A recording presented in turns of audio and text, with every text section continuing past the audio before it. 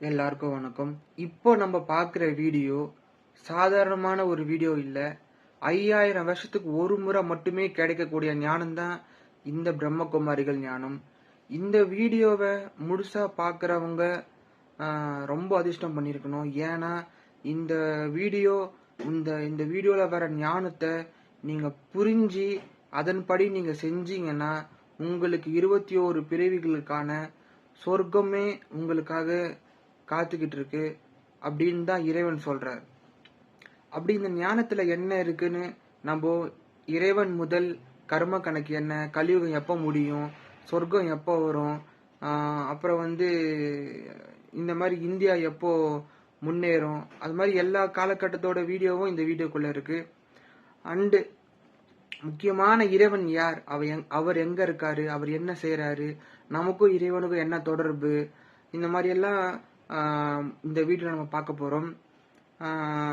மனிதர்கள் சொல்றாங்க இந்த மாதிரி இந்த பூமி தொடங்கி பல ஆயிரம் பல மில்லியன் கணக்கான ஆண்டுகளாக தோன்றி இருக்கு அப்படின்னு சொல்றாங்க முன்னாடி. பட் இறைவன் என்ன சொல்றாருன்னா இது ஒன்றும் பல மில்லியன் கணக்கு ஆண்டுகள்ல தொடங்கல. இது இந்த டிராமா, அதாவது இந்த உலகமே 5000 வருஷ நாடகம்னு இறைவன் சொல்றாரு. நம்ம இப்போ என்ன காலகட்டத்தில் நம்ம இருக்கோம்னா 2026 ஆண்டு 26ஆம் ஆண்டு காலகட்டத்தில் இருக்கோம். இந்த கணக்கு எப்படி வந்துச்சு? 2026 அப்படின்ற இந்த கணக்கு எப்படி வந்துச்சு? இயேசு கிறிஸ்து பிறந்த தேதியிலிருந்து இப்ப வரைக்கும் வாழ்ந்த தேதியிலிருந்து இப்ப வரைக்கும் இருக்கிற காலகட்டம் தான் அந்த 2026. பட் இறைவன் என்ன சொல்றாருன்னா இந்த உலகம் 5000 வருஷம் சொல்றாரு. அப்போ இயேசு கிறிஸ்து பிறக்கிறதுக்கு முன்னாடியே 2500 வருஷம் இந்த பூமியில மனுஷங்க வாழ்ந்தாங்க தானே அர்த்தம். இயேசு கிறிஸ்துக்கு முன்னரே மோசே கிட்ட ஒரு ஒரு பிரசங்கம் வருது. இந்த மாதிரி இயேசு மாதிரி ஒருத்தர் வரப்போறாரு. இயேசு அவர் உலகத்திலிருந்து இந்த எகிப்து மக்களை எகிப்து மக்கள்ன்ற பேரு இந்த மக்களை ரட்சிக்க ஒருத்தர் வராரு, அவர் பேர் இயேசு அப்படியெல்லாம் சொல்றாங்க.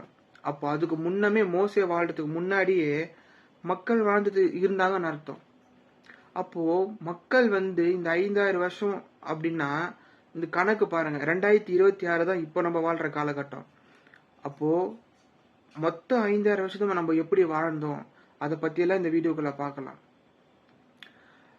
இறைவன் என்ன சொல்றாருன்னா மொத்தமே இந்த உலகம் 4 யுகங்கள் அப்படின்னு சொல்றாங்க. முதல்ல சொர்க்கம் சொல்றாங்க, சத்திய யுகம், திரேதா யுகம், துவாபர யுகம், அப்புறம் கலியுகம். இந்த 4 யுகங்களும் சேர்ந்தது தான் ஒரு கல்பம்னு சொல்றாங்க.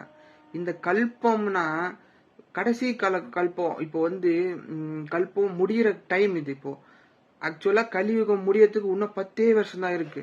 இன்னும் 10 வருஷத்துல இன்னும் சத்தியுகம் தொடங்க போகுது, அதாவது சொர்க்கம் தொடங்க போகுதுன்னு இறைவன் சொல்றாரு.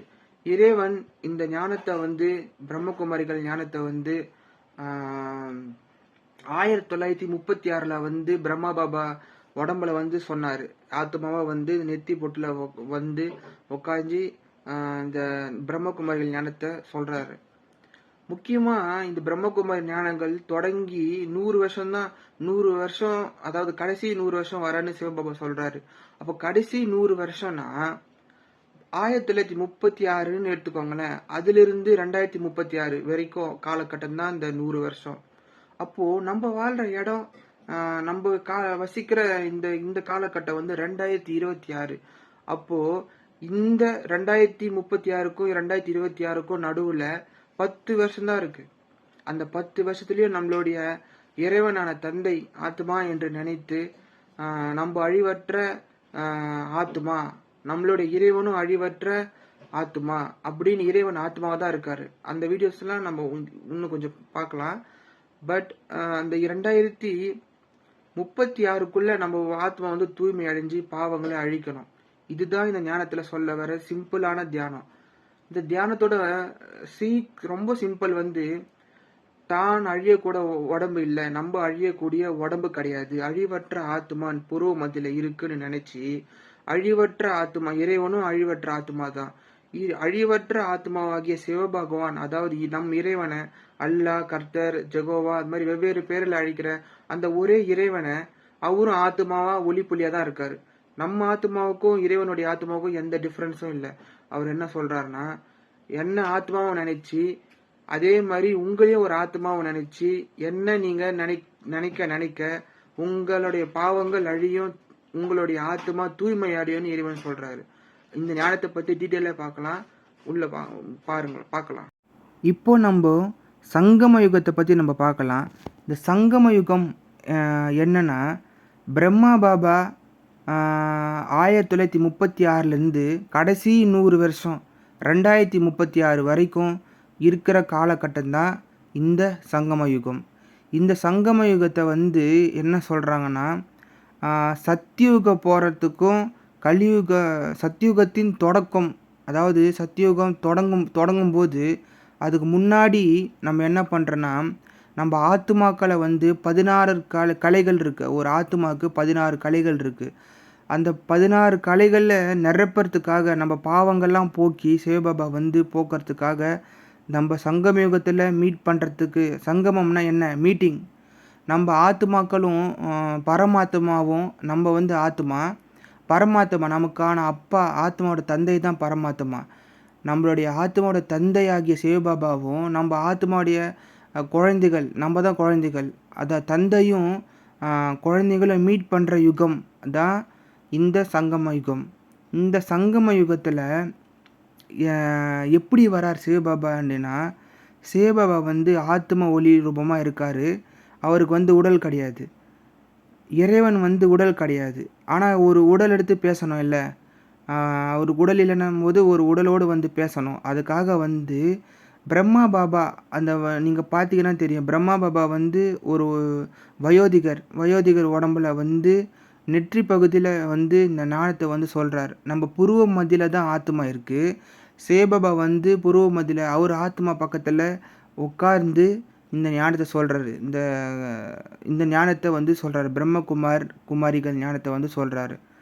இந்த குமாரிகள் இந்த ஞானத்தை வந்து சிவபாபாவே வந்து இறைவனே வந்து கிளாஸ் எடுக்கிறார் எல்லாருக்கும். இது ஒரு நாள் 2 நாளில் வந்து கிளாஸ் எடுத்துட்டு முடிச்சுட்டு போல. அவர் எப்போ வந்தார்னா, அந்த பிரம்மா பாபா உடலில் வந்து 1936 இருந்து 1969 வரைக்கும் இருக்கிற காலகட்டத்தில் வந்து சிவபாபா வந்து போயிருக்கார். ஒரே நாளில் வந்து எல்லா நேரமும் சொல்லிவிட்டு அவர் பாட்டுக்கு போகல.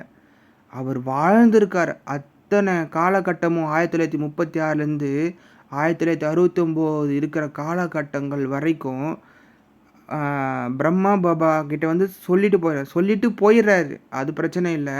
அந்த ஞானம் சொல்லிவிட்டு அவர் சிவபாபா வந்து சொல்லிட்டு போயிடுறாரு. எங்கே போகிறாருன்னா பரந்தாமம் சொல்லுவோம்.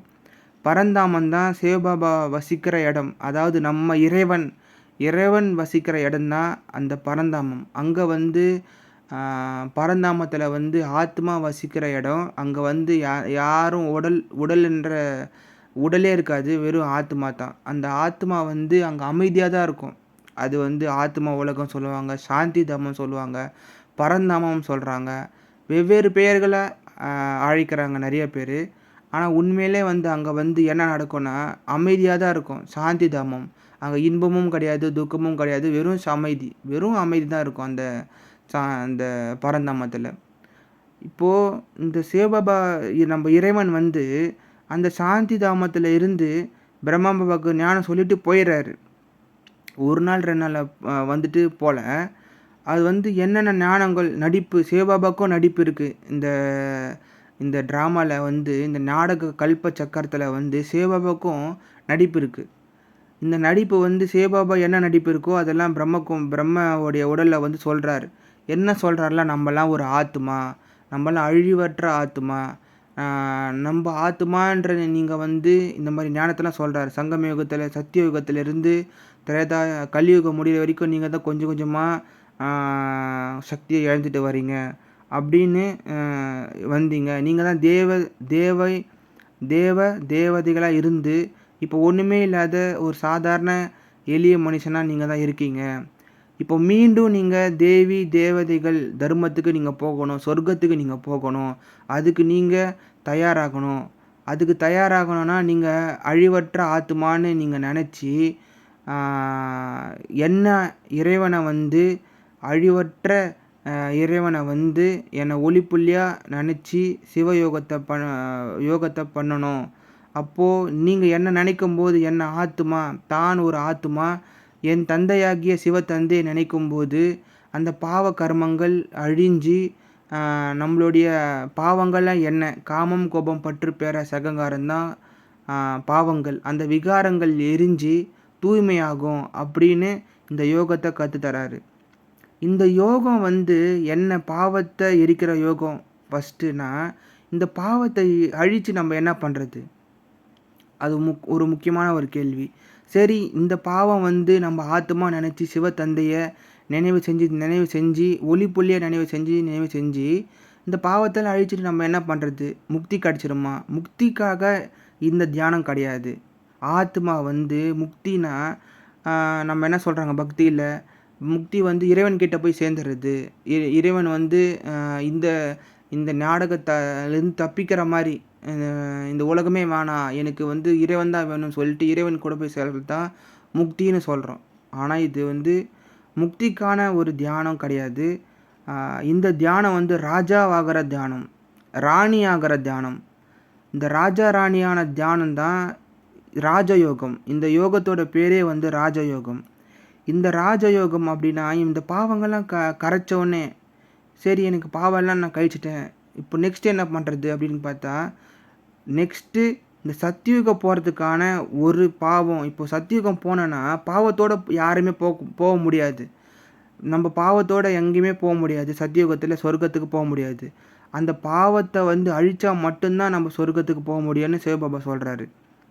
இறைவன் என்ன சொல்கிறாருன்னா, நம்ம பாவத்தில் அழிச்சிட்டிங்கன்னா சத்தியுகத்தில் எந்த அளவுக்கு நீங்கள் பாவத்தை அழிச்சிங்களோ அந்த அளவுக்காக நீங்கள் வந்து சத்தியுகத்தில் வந்து ராஜா ராணியாக பிறப்பீங்க. அந்த ராஜா ராணியை பிறக்கிறது வந்து ஒரு பிறவிக்கு மட்டும் கிடையாது, 21 பிறவிக்கு நீங்கள் வந்து சொர்க்கத்தில் வந்து இருப்பீங்கன்னு உத்தரவாதம் கொடுக்குறாரு, கேரண்டி கொடுக்குறாரு. அந்த 21 பிறவிகள் வந்து சொர்க்கம்னு சொல்கிறாரு. அந்த 21 பிறவிகள் அப்படின்னா 2500 காலகட்டங்கள். சத்தியுகம் 1250 ஆண்டுகளும் திரேதாயுகமும் 1250 ஆண்டுகளுக்கான இந்த பாவத்தை அழித்து நம்ம அந்த ராஜா ராணி பதவியை வந்து 21 பிறவிக்கு நமக்கு வந்து கொடுக்குறார். அந்த 21 பிறவிகளும் ராஜா வீட்லேயே நம்ம பிறப்போம் அப்படின்னு சொல்கிறார். ராஜா வீட்லேயே பிறந்து ராணி வீட்லேயே பிறந்து நம்ம இந்த மாதிரி ராஜா வீட்லேயே பிறந்து ராணி வீட்லேயே பிறந்து நம்ம வந்து பிறப்போன்னு சொல்கிறாரு. அங்கே வந்து 2500 வருடங்கள் வந்து சொர்க்கமாக நம்ம அனுபவிப்போம்னு சொல்கிறார். இப்போ நடக்கிற இந்த சங்கயுகத்தில் நம்ம எந்த அளவுக்கு சிவபாபாவை நினச்சி அந்த நம்ம ஆத்மா என்ற நினச்சி தூய்மை அடைகிறோமோ அந்த அளவுக்கான உயர்ந்த பதவி ராஜா ராணி அந்த மாதிரி பதவிகள் கிடைக்கும்னு சொல்கிறாரு. இப்போது சத்தியுகத்தில் வந்து அங்கே வந்து ராஜா ராணி தான் மட்டும் கிடையாது, மந்திரி அமைச்சர்கள் அந்த மாதிரி சிறு சிறிய பதவிகள்லாம் இருக்குது. இப்போ நீங்கள் எந்த அளவுக்கு நம்ம பாவத்தை எரித்த மாதிரி அங்கே வந்து அதுக்கேற்ற அளவுக்கு தான் அங்கே வந்து பதவிகள் கிடைக்கும்ன்ற சொல்கிறாரு. முழுசாக எரிச்சிங்கன்னா ஸ்ரீ நாராயணன் ஸ்ரீ லட்சுமி பதவிகள் கிடைக்கும். முழுசாக எரிக்காமல் ஒரு அரைக்குறையாக 50% அந்த மாதிரி எரித்தோம்னா பாவத்தை நினச்சி நம்ம அழித்தோம்னா நம்ம வந்து அந்த அளவுக்கான ஒரு பதவிகள் நமக்கு கிடைக்கும் அப்படின்னு சொல்கிறாரு இறைவன். சரி, இன்னும் எவ்வளோ காலகட்டங்கள் இந்த கலியுகம் முடியறதுக்கு இருக்குன்னு பார்த்தோம்னா 1936லேருந்து என்ன சொல்கிறாருன்னா சிவபாபா என்ன சொல்கிறாருன்னா 1936ல் நான் கடைசி 100 ஆண்டுகள், அதாவது சங்கமயுகம் அப்படின்னு சொல்கிறாரு. கடைசி 100 ஆண்டுகளில் தான் நான் வரேன். இந்த கடைசி 100 ஆண்டுகளில் வந்து உங்களுக்காக இந்த நானும் சொல்லிவிட்டு நான் போயிடுறேன். இது வந்து ஆத்மாக்களும் பரமாத்மாவும் சந்திக்கிற ஆண்டுகள்னால நான் சங்கமயுகம்னு பேர் வைக்கிறேன். இது பேர் சங்கமயுகம் அப்படின்னு சொல்கிறாரு. புது யுகம் பிறக்கும் போது சிருஷ்டிக்க வராரு, ஒரு புதுசாக சொர்க்கத்தை உருவாக்க வராரு. அதுதான் இந்த சங்கம யுகம். சரி, சங்கம யுகம் வந்து இன்னும் முடிய நமக்கு எவ் அ இந்த கலியுகம் முடிய இன்னும் எத்தனை நாள் இருக்குது அப்படின்னு கணக்கு போட்டால் 1936 வந்திருக்கார் சிவபாபா.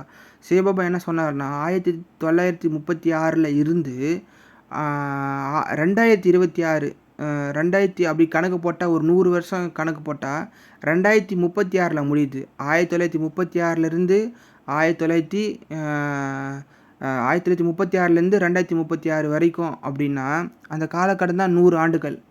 இப்போ நம்ம எங்கே காலகட்டத்தில் இருக்கிறோன்னா 2026 காலகட்டத்தில் இருக்கிறோம். 2026 காலகட்டம்னா இன்னும் சொர்க்கம் தொடங்கிறதுக்கு எத்தனை வருஷம் இருக்குன்னா இன்னும் 10 வருஷம் தான் இருக்குது.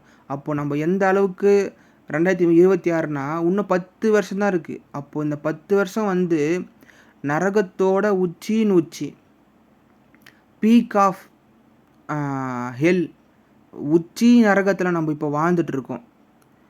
இந்த சங்கம யுகத்தில் வந்து இந்த உச்சி இந்த 10 வருஷத்தில் உனக்கு சொர்க்கம் தொடங்க போகுது அப்படின்னா இப்போ அந்த சொர்க்கத்தின் வேலைகள் வந்து சீக்கிரமாக நடக்காது. புரியுதுங்களா? நம்ம ஆத்மா வந்து தூய்மை அடைஞ்சால் மட்டும்தான் சொர்க்கத்துக்கு போக முடியும்னு வந்து சிவபாபா வந்து சொல்கிறார். அப்போது 1936 2036 வரைக்கும் 100 ஆண்டுகள் கணக்கு போட்டால் இப்போது வந்து 2026 இருக்கும். பீக் ஆஃப் நரகத்தில் இருக்கும். அப்போது நான் என்னென்ன நடக்கும் இந்த பீக் ஆஃப் நரகத்தில்னா, நீங்கள் பார்க்குறீங்கல்ல எங்கே பார்த்தாலும் வந்து லட்சக்கணக்கில் இறக்குறாங்க. கொரோனாவில் வந்து பார்த்தீங்கன்னா உலகம் ஃபுல்லாக பரவி அது எத்தனை கோடி மக்களை இறக்க வச்சுது. இது மாதிரி தான் மரணங்கள் நடக்கும். எங்கே பார்த்தாலும் பாவங்கள், எங்கே பார்த்தாலும் வந்து வலிகள், துயரங்கள் அப்படி வந்து நடந்துகிட்டே தான் இருக்கும். போர்கள் மூலமாக எத்தனை பேர் இறக்குறாங்க. அணு ஆயுதம்லாம் போடுறேன்னு சொல்கிறாங்க. இப்போது வந்து எப்படி அழியும்னு சொல்கிறாங்க. உலகம் வந்து சிவபாபா சொல்கிறாருன்னா அணு ஆயுதங்கள் மூலமாக அழியும்னு சொல்கிறாரு. அணு ஆயுதங்கள் போடுவாங்கன்னு சொல்கிறாரு. சிவபாபா சொல்கிறது யார்? இறைவன் போய் சொல்ல மாட்டார். அணு ஆயுதங்களால் போட்டுப்பாங்க, உலகம் அழியும்னு சொல்கிறாரு. அப்போது இன்னும் அணு ஆயுதங்கள்லாம் போடுற காலகட்டங்கள் வரப்போகுதுன்னு சொல்கிறாரு. அப்போ இந்த 10 வருஷத்தில் அணு ஆயுதங்கள் போட்டு எந்த நாடுகளோட சண்டை போட்டு அணு ஆயுதம் போட்டுப்பாங்கன்னு ஒன்றும் சொல்லவே இல்லை. ஆனால் இப்போ 2026 என்னென்னா மிரட்டுறாங்க. அணு ஆயுதம் நான் போட்டு உங்கள் நாட்டை க்ளோஸ் பண்ணுருவேன், உங்கள் நாட்டை க்ளோஸ் பண்ணுறேன் அப்படின்னு எல்லாருமே ஒரு யுத்த வெறியில் வந்து இருக்காங்கன்னு நல்லா தெளிவாக புரியுது. அணு ஆயுதங்கள்லாம் எதுக்கு சும்மா வாங்கி வச்சுருக்காங்க? நீங்கள் பார்த்தீங்கன்னா தெரியும், எல்லா நாட்டிலையும் அணு ஆயுதங்கள் இருக்குது.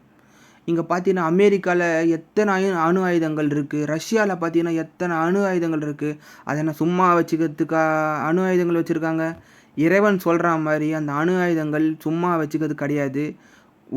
ஒரு காலகட்டத்தில் சண்டை முத்தும் போது கண்டிப்பாக அந்த அணு ஆயுதங்கள் வந்து பயன்படுத்த போகிறாங்க. அதுவும் சிவபாபா சொல்கிறாரு, அணு ஆயுதங்கள் போடும்போது செத்ததே தெரியாது அப்படின்னு சொல்கிறாரு. அணு ஆயுதங்கள் போடும்போது செத்ததே தெரியாது, உடலை விட்டு ஆத்மா வெளியே வர்றதே தெரியாது, அந்த மாதிரி ஒரு சாவுகள் நடக்கும்.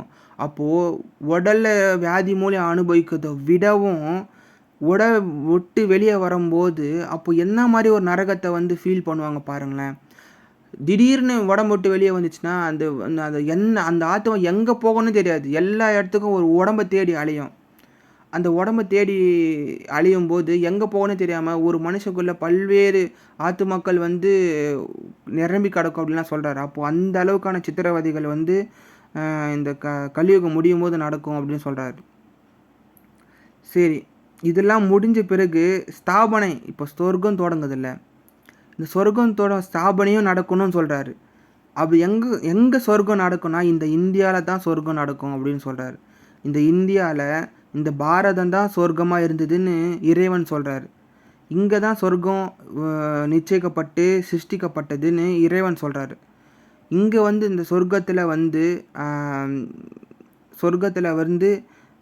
எப்படி இந்த ஆத்மா உணர்வோடு இருக்கிறாங்க அதெல்லாம் நம்ம பார்க்கலாம். இப்போது வந்து இந்த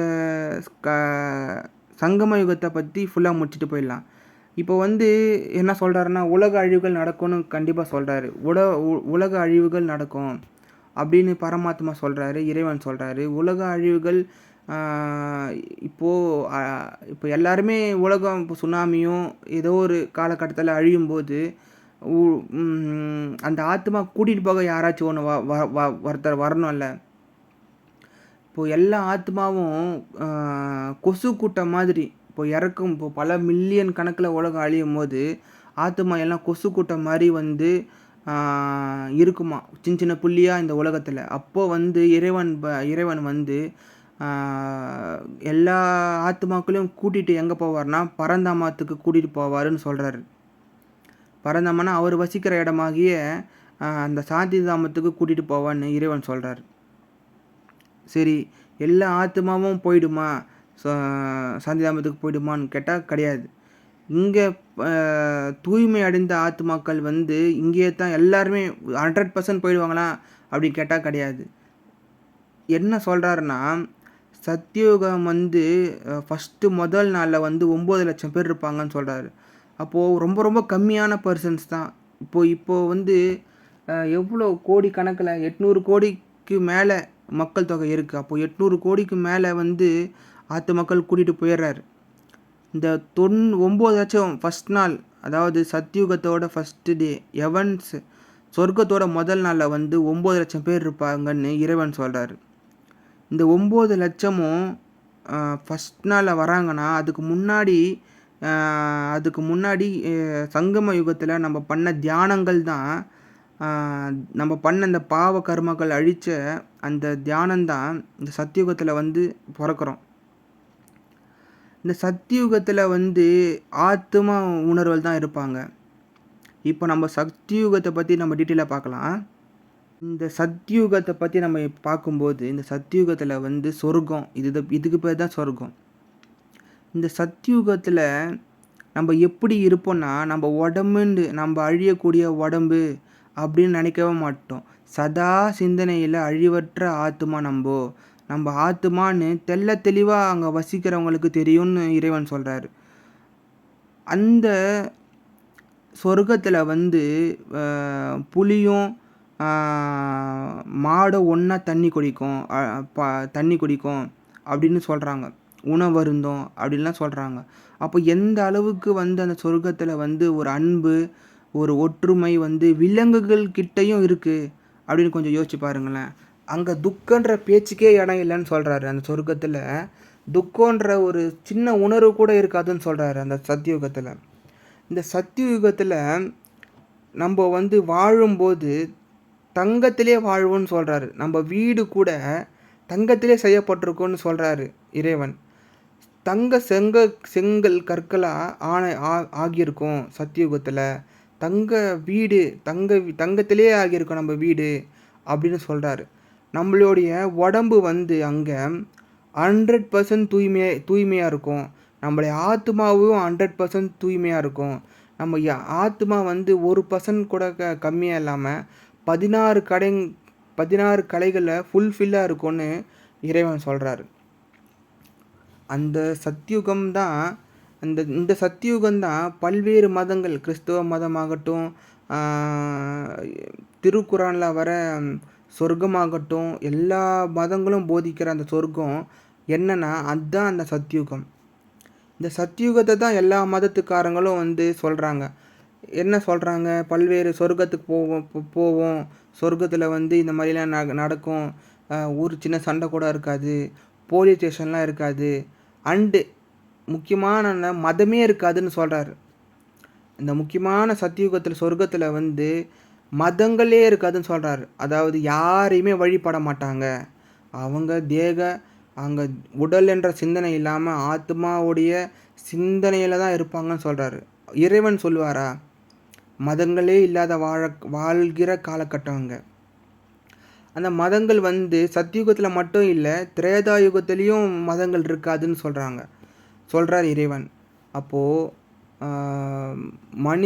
மனிதனுடைய ஆத்மா வந்து ஃபுல்லாக இருக்கிற காலகட்டத்தில் அவங்களுக்கு தெளிவாக தெரியுது கடவுள் வந்து மதங்கள் வந்து இருக்காதுன்னு சொல்கிறாரு. அங்கே வந்து என்ன ஆட்சி நடக்கும்னா, இந்த மாதிரி ஜனநாயக ஆட்சிலாம் கிடையாது. மக்கள் ஓட்டு போட்டு வர்றதெல்லாம் கிடையாது. ராஜா ராணி ஆட்சி தான். நீங்கள் பார்த்தீங்கன்னா உங்களுக்கே தெரியும்.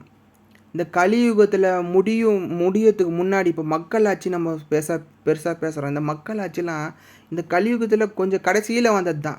1950 அந்த மாதிரி போராட்டம்லாம் கலவரம்லாம் பண்ணி தான் இந்த மக்களாட்சின்றத தொடங்கி வச்சாங்க. ஆனால் அதுக்கு முன்னாடி மக்களாட்சி தொடங்கிறதுக்கு முன்னாடி என்ன நடந்தது நம்ம இந்தியாவில்னு பார்த்தீங்கன்னா, ராஜா ராணி ஆட்சி தான் நடந்தது. அந்த ராஜா ராணி ஆட்சி எங்கேருந்து வந்ததுன்னா, சொர்க்கத்தில் இருந்து நம்ம கலியுகம் கடைசி வரைக்கும் ராஜா ராணி ஆட்சி தான் நடக்குது. நம்ம கலியுகத்தில் ராஜா ராணி ஆட்சி வந்து எப்படி நடக்குதுன்னா, சர்வாதிகார ஆட்சியாக நடக்குது. மக்களை கண்ட்ரோல் பண்ணுற ஒரு ஆட்சியாக ராஜா ராணிகள் வந்து நடக்கிறாங்க. மக்கள் எவ்வழியோ அதே வழி தான் அரசரும் வழின்னு இறைவனும் சொல்கிறாரு.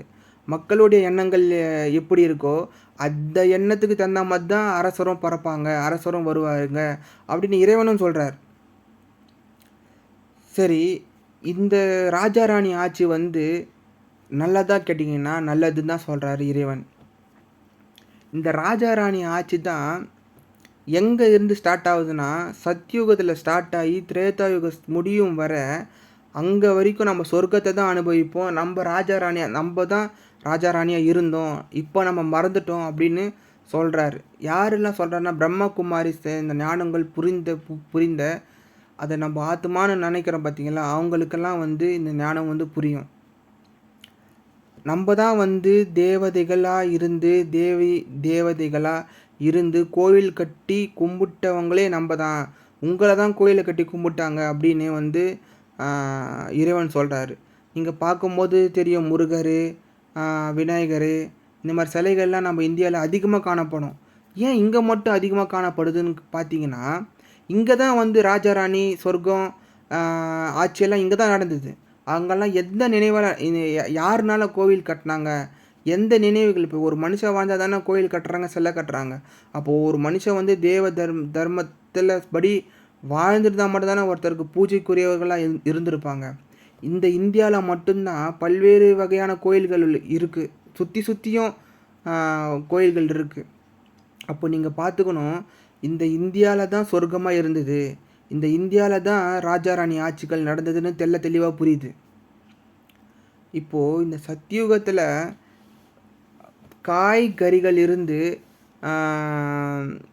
காய்கறிகள் அப்புறம் வந்து நம்ம சாப்பிட்ற பழங்கள், அப்புறம் நம்ம சாப்பிட்ற உணவுகள் வந்து ஃபஸ்ட் கிளாஸில் இருக்குமா, சத்தோ பிரதானமாக ஃபஸ்ட் கிளாஸில் இருக்குமா.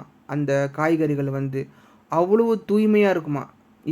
இப்போ வர நம்ம கலியுகத்தில் பாருங்களேன், எல்லா காய்கறிலையும் கலப்படம், எல்லா இடத்துலையும் வந்து கலப்படம், எல்லா இடத்துலையும் பூச்சிக்கொல்லி மருந்துகள். அங்கே அந்த மாதிரிலாம் கிடையாது. சத்தியுகத்தில் 100% குவாலிட்டியாக 100% அந்த இடத்துல வந்து நேச்சுரல் ஃபுட்டாக அதுவும் 100% ஃபஸ்ட் கிளாஸ் குவாலிட்டியாக இருக்கும்னு சொல்கிறாரு. அவ்வளவு தூய்மை வந்து அங்கே நிரம்பி வழியும், பாலும் தேனும் நிரம்பி வழியும்னு சத்தியுகத்தில் வந்து சொல்கிறார் இறைவன். அங்கே வந்து யாருமே சண்டை போட்டுக்க மாட்டாங்கன்னு சொல்கிறாரு. ஒரு போலீஸ் ஸ்டேஷன் கூட இருக்காது அப்படின்னு சொல்கிறாரு. யாருமே கம்ப்ளைண்ட் பண்ணிக்க மாட்டாங்க அப்படின்னு சொல்கிறாரு. ஒரு போலீஸ் ஸ்டேஷன் கூட ஒரு வாக்குவாதம் கிடையாது. அங்கே அமைதியாக 100% மகிழ்ச்சின்னு தான் சொல்கிறாரு. ஒரு துளிக்கு அளவு கூட அங்கே வந்து துக்கம்னா என்னன்னே தெரியாது அப்படின்னு சொல்கிறார். துக்கம்னா என்னன்னே தெரியாத இடத்துக்கு தானே சொர்க்கம். ஆத்மா கலைகள் வந்து கலைகள் ஏற ஏற மகிழ்ச்சி பெருகும்னு சொல்கிறார் இறைவன். அப்போது கலியுகத்தில் நமக்கு எந்த ஒரு கலைகளும் இல்லாமல் ஜீரோவில் இருக்குது. இந்த நிரப்பத்தான் சங்கம யுகத்தில் வந்து 16 கலைகளும் நிரப்பி வழியத்தான் ஆத்மாவோட தந்தை சிவத்தந்தை வந்து ஒரு வயோதிகர் மூலமாக கொடுக்குற ஞானம்தான் இந்த பிரம்மகுமாரி ராஜயோகம். இந்த ராஜயோகம் முக்கியமாக என்னென்னு பார்த்தீங்கன்னா, நம்ம கலைகள் இழந்த ஆத்மாக்களுக்கு சக்தி கொடுக்கறது தான். தூய்மை இழந்த ஆத்மாக்களுக்கு தூய்மை கொடுக்க வந்திருக்கேன் அப்படின்னு இறைவனே சொல்கிறாரு. இதுதான் பாயிண்ட்டு. நமக்கு வந்து இத்தனை வருஷமாக 2500 வருஷமாக நடித்து உடல் இந்த தியாபர யுகத்துலேயும் இந்த கலியுகத்துலேயும் உடம்புன்னு நினைக்கிறோமா. இந்த உடம்பு நினைக்கும் போது தான் வந்து காமம், கோபம், பற்று, பேராசை, அகங்காரம்லாம் வருது. அதனால் நம்ம துவாபர யுகத்தில் உடம்பு நினச்சிடுறோம். சத்தியுகத்துலேருந்து திரேதாயுகம் வரைக்கும் நம்ம அழிவற்ற ஆத்மான்னு நினச்சி நம்ம வாழ்வோம் அப்படின்னு சொல்கிறாங்க. அங்கே செத்தா கூட யாரும் அழ மாட்டாங்களாம். நம்ம செத்தா அங்கே சிரிப்பாங்களாம். இன்னும் கேட்டால் அங்கே செத்தா இதை விட ஒரு நல்ல உடல் கிடைக்க போகுதுன்னு சந்தோஷத்தில் இருப்பாங்களாம். அவ்வளோ துள்ளி குதிப்பாங்களாம். நமக்கு ஒரு நல்ல உடல் கிடைக்க போகுது, இன்னும் நல்லா இன்பமாக வாழ போகிறோன்னு சந்தோஷத்தில் இருப்பாங்களாம். அங்கே செத்தால யாரும் அழ மாட்டாங்களாம் சத்தியுகத்தில், சொர்க்கத்தில். அங்கே வந்து இந்த சத்தியுகத்தில் வந்து கல்யாணம் ஆகும்னு சொல்கிறார். ஆனால் குழந்தைகள் வந்து காமத்தின் மூலமாக பிறக்காது அப்படின்னு சிவபகவான் சொல்கிறார், இறைவன் சொல்கிறாரு. காமத்தின் மூலமாக பிறக்காது. ஆமாம், அங்கே வந்து உடலை நினைக்கும் போது தானே இந்த காமம் வருது. காமம் வந்து உடலுடைய குணம், ஆனால் ஆத்மாவுடைய குணம் வந்து காமம் அல்லாத தன்மை. அப்போ எப்படி அங்கே திருமணம்லாம் ஆகுமா, கல்யாணம்லாம் ஆகுமா ஒருத்தருக்கு? ஆனால் காமத்தின் மூலமாக குழந்தை பிறக்காதுன்னு இறைவன் சொல்கிறார். இறைவன் எப்படி குழந்தை பிறக்கும்னா, தாம் ஒரு ஆத்மா, தன்னுடைய துணைவி அதாவது மனைவி ஒரு ஆத்மா, நமக்கு ஒரு துணை வேணும், நமக்கு ஒரு குழந்தை வேணும், நமக்கு ஒரு வாரிசு வேணும்னு நினைக்கும் போது அந்த சிந்தனையின் சக்தியை வந்து ஒரு வாரிசு உருவாக்கி கொடுக்கும் அப்படின்னு இறைவன் சொல்கிறார். அந்த எண்ணம் வந்து இப்போது பார்த்தீங்கன்னா அவ்வளவு பவர்ஃபுல் சக்தியாக இருக்கும் அம்மா சொர்க்கத்தில். அந்த சொர்க்கத்தில் வந்து நம்ம பஞ்சபூதங்களையும் கட்டுப்படுத்தலான்னு இறைவன் சொல்கிறாரு. பஞ்சபூதங்கன்னா என்ன? நீர், நெருப்பு, ஆகாயம், நிலம், சூரியன். அந்த மாதிரி சூரியன்னா சூரியன் கிடையாது, நீர், நெருப்பு, நிலம், காற்று, அந்த மாதிரி பஞ்சபூதங்களையும் நம்மளால் கட்டுப்படுத்த முடியும்னு இறைவன் சொல்கிறாரு. அப்போது அந்த சக்தி வந்து பாருங்களேன், அந்த ஆத்மாவுடைய சக்தி வந்து எப்படி பவர்ஃபுல்லாக இருக்கும். அந்த அந்த சக்தியில் நிரம்பி கிடக்கு. அதாவது இறைவனுக்கு சமமாக இறைவன் வந்து சக்தி வந்து நிரம்பி உள்ளவர், சர்வ வல்லவர் இறைவன். என்ன சொல்கிறாங்க பைபிளில்? கர்த்தர் சர்வ வல்லவர்னு சொல்கிறாங்க. அல்லாஹ் எல்லா சக்தியும் நிரம்பி உள்ளவர், அல்லாஹ்வால் செய்ய முடியாதுன்னு எல்லா மதத்துலையும் சொல்கிறாங்க. அப்போது என்ன சொல்கிறாங்கன்னா, சத்திய யுகத்தில் வந்து நம்ம ஆத்மா வந்து பஞ்சபூதங்களையும் கட்டுப்படுத்த முடியும், கட்டுப்படுத்துனீங்கன்னு சொல்கிறாரு. எல்லாத்தையும் நம்ம கட்டுப்படுத்தணும் அப்படின்னு சொல்கிறாரு. பஞ்சபூதத்தின் சக்தி நம்ம ஆத்மாவுக்கு கிடைக்கும், இருக்கும்னு சொல்கிறாரு. அப்போது அந்த ஆத்மாவோட சக்தினால் குழந்தை பிறக்கும்னு சொல்கிறாரு. அந்த குழந்தை வந்து அதுவும் ஒரு ஆத்மா தான். அதுவும் ஒரு ஆத்மா வந்து உடம்புக்குள்ளே நடிக்குதுன்னு எல்லாருக்குமே தெரியுமா? நம்ம ஆத்மா நம்ம உடம்புக்குள்ளே நடிக்கிறோம் அப்படின்னு எல்லாருக்குமே தெரியுமா? இச்சை இல்லாமல் பிறக்கும்னு சொல்கிறாரு. முக்கியமாக சொர்க்கத்தில் வந்து காமம் இச்சையால் பிறக்கல அப்படின்னு சொல்கிறாரு. சரி, காமம் இல்லாமல் பிறக்கல, குழந்தைகள் வந்து இந்த மாதிரி இச்சை இல்லாமல் பிறக்கல. அதே மாதிரி வாரிசுகள் வந்து எத்தனை ஜென்மமாக தொடருதுன்னு பார்த்தீங்கன்னா, சத்தியுகத்துலேருந்து திரேதா யுகம் வரைக்கும் நம்ம வந்து காமத்தின் மூலமாக குழந்தை பிறக்காது அப்படின்னு சொல்கிறாரு. சத்திய யுகத்தில் இருந்து சொர்க்கத்தின் ஸ்டார்ட் முதல் நாளில் இருந்து திரேதா யுகம் கடைசி வரைக்கும் காமத்தின் மூலமாக குழந்தை பிறக்காதுன்னு இறைவன் சொல்கிறாரு. எங்கே நம்ம காமத்தில் விழுந்துடுறோன்னு பார்த்தீங்கன்னா, இந்த துவாபர யுகத்தில் தான் நம்ம விழுந்துடுறோம். திரேதா யுகம் வரைக்கும் நம்ம நல்லா இருந்த நம்ம, சொர்க்கத்தில் சுகமாக இருந்த நம்ம, ஒரே இன்பம் தான். அங்கே ஒரு துளி ஒரு சந்தோஷம் இல்லை, துக்கம்னா என்னன்னே தெரியாத அளவுக்கு நம்ம இருந்த நம்ம கொஞ்சம் கொஞ்சமாக நடித்து கலைகள் குறையுது. ஆத்மாவோட கலைகள் குறைஞ்சி துவாபர யுகத்தில் நம்ம உடம்பு அழியக்கூடிய உடல் நம்ம நினைக்கிறோம். இந்த துவாபர யுகத்தில் நல்லா பார்த்தீங்கன்னா தான் புரியும். இங்கே தான் நமக்கு கர்மா ஸ்டார்ட் ஆகுது. ஆத்மா நினைவில் இருக்கும் போது கர்மா ஸ்டார்ட் ஆகலை. துவாபர யுகத்தில் வரும்போது மட்டும்தான் நமக்கு வந்து கர்மா ஸ்டார்ட் ஆகுது. இந்த கர்மானா என்னென்னா, செயலுக்கு செயல், கண்ணுக்கு கண், அந்த மாதிரி தான் கர்மா. கர்மா வந்து சில பேர் இல்லைன்னு சொல்லுவாங்க. ஆனால் இறைவன் சொல்கிறாரு கர்மா இருக்குது, 100% இருக்குது.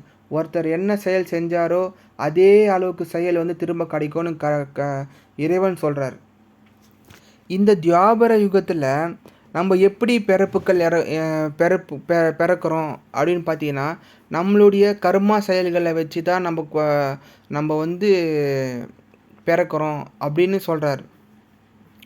அப்போனா சத்திய யுகத்திலிருந்து திரேதா யுகம் வரைக்கும் 21 பிறவிகளுக்கு வந்து நம்ம சொர்க்கத்தின் பாக்கியம் தரத்துக்கு தான் இந்த சங்க யுகத்தில் வந்து இந்த ஞானம் சொல்லிட்டு போகிற சிவபாபா சொல்கிறார். 21 பிறவிகளுக்கான ஆஸ்தி வந்து நமக்கு கொடுக்கத்தான் நான் வந்து சங்கம் யுகத்தில் வந்து இந்த கிளாஸ் எடுக்கிறேன், இந்த பாடங்கள் எடுக்கிறேன் அப்படின்னு சிவபாபா அதாவது இறைவன் சொல்கிறார். சரி, நம்ம வந்து முக்கியமாக ஒரு மனுஷன் எத்தனை பிறவி எடுக்கலாம் அப்படின்னு இறைவன் சொல்கிறாருன்னா, ஒரு மனுஷன் வந்து 84 பிறவிகள் எடுக்கிறாங்க